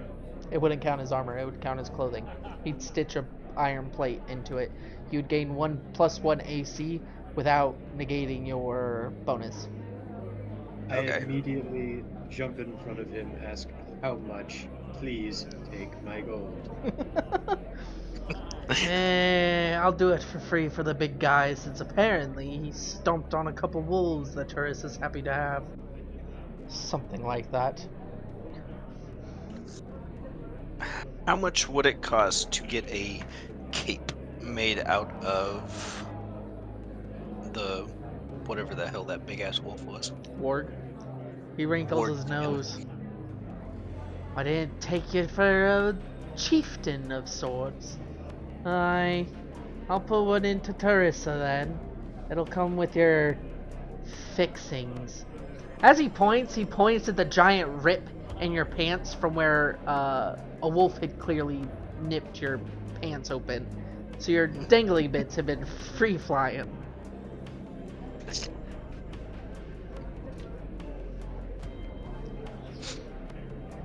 I don't know what I'm supposed to say. Tug-Tug, yes. Tug-Tug agrees. Very well. I am going to just turn around, say thank you, and walk out the door, and maybe go to like some apparel shop that I found somewhere. Shopping was supposed to be done in the next session, so I wouldn't have to sit here for 4 hours doing this. It's supposed to be a 2-hour quickie. Why do you think I'm not going to blacksmith? Alright, Kassan, what are you doing in here? Are you actually doing something, or... Oh, I'm fiddling with my precious If new we were orb. intending to do shopping tomorrow, I can put a pin in it. I'm sorry. It's all good. I'm glad you guys are enjoying it. That's the big part for me. However, I usually do... Shopping trips take the same amount of time as fighting. It's just a lot more RP than combat. This was to introduce you to combat, show you what bosses can do, kind of get you used to the dice roll and checking and stuff, get you to level 2, and then tomorrow, when you had all your gold, you can go shopping in the town. And I'd have a whole Wait, new there's a board for game you. tomorrow? Or next game. I'd have time to Alright. actually build a market district with the forge and all that. So, what should I put in my inventory for the blade? I got you. Same Okay. with my inventory for the big ass sword, the claymore. I'd never got the stats on that. You will get the stats when he finishes making it. Okay, so come back next session. How do I mark an item as magic and beyond? Hold on. I'm adding the I groin think you have plate to to edit Tug-Tug. it, don't you? I go to Tybirius. You go to your inventory. You click your dagger. You do customize, and then it is a +1. So it would be damage bonus 1. And then in notes, magical.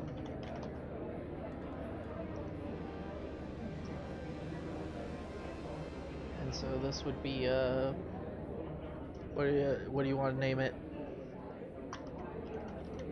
Dagger +1.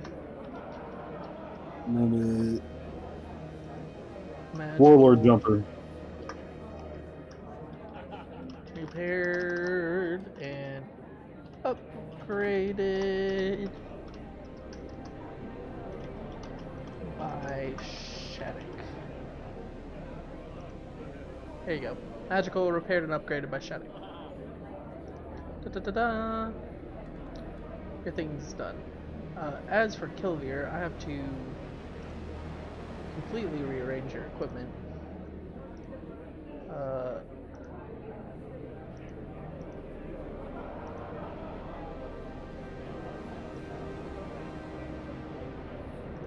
Dagger.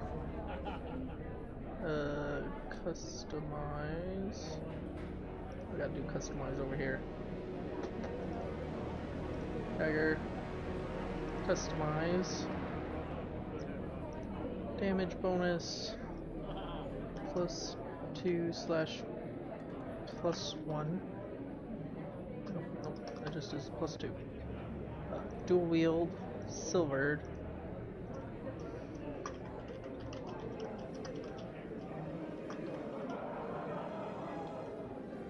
Yeah, can I just like yeet the other daggers? Like, because I stole them. Hold on.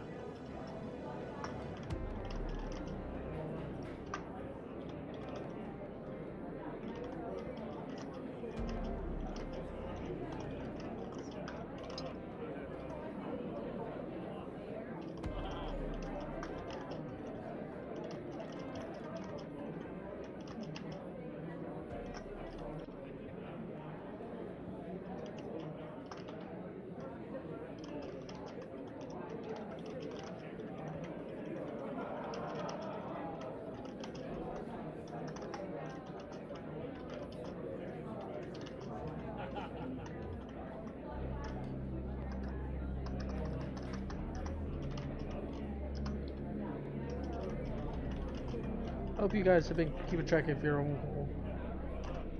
I have been diligently. I'm at 14, but I think I was supposed to How do you spend have 153 gold? Oh, I have more than that. Because in the character creation, I put wealthy, which starts me off at like 100, and then I've been money Tug-Tug, I will get your Claymore built later. Tybirius is done. Tug-Tug's waiting on the thing. Kilver, you're waiting on the new bow. And Kassan, you're not getting any new equipment. Tybirius is about to harass Tiddly Wing and Cross. What's the next? Next Unless session. Unless we're waiting on next session. Alright. I'm going to walk you guys through leveling up your characters. Right? Okay. Let me stop easy. recording.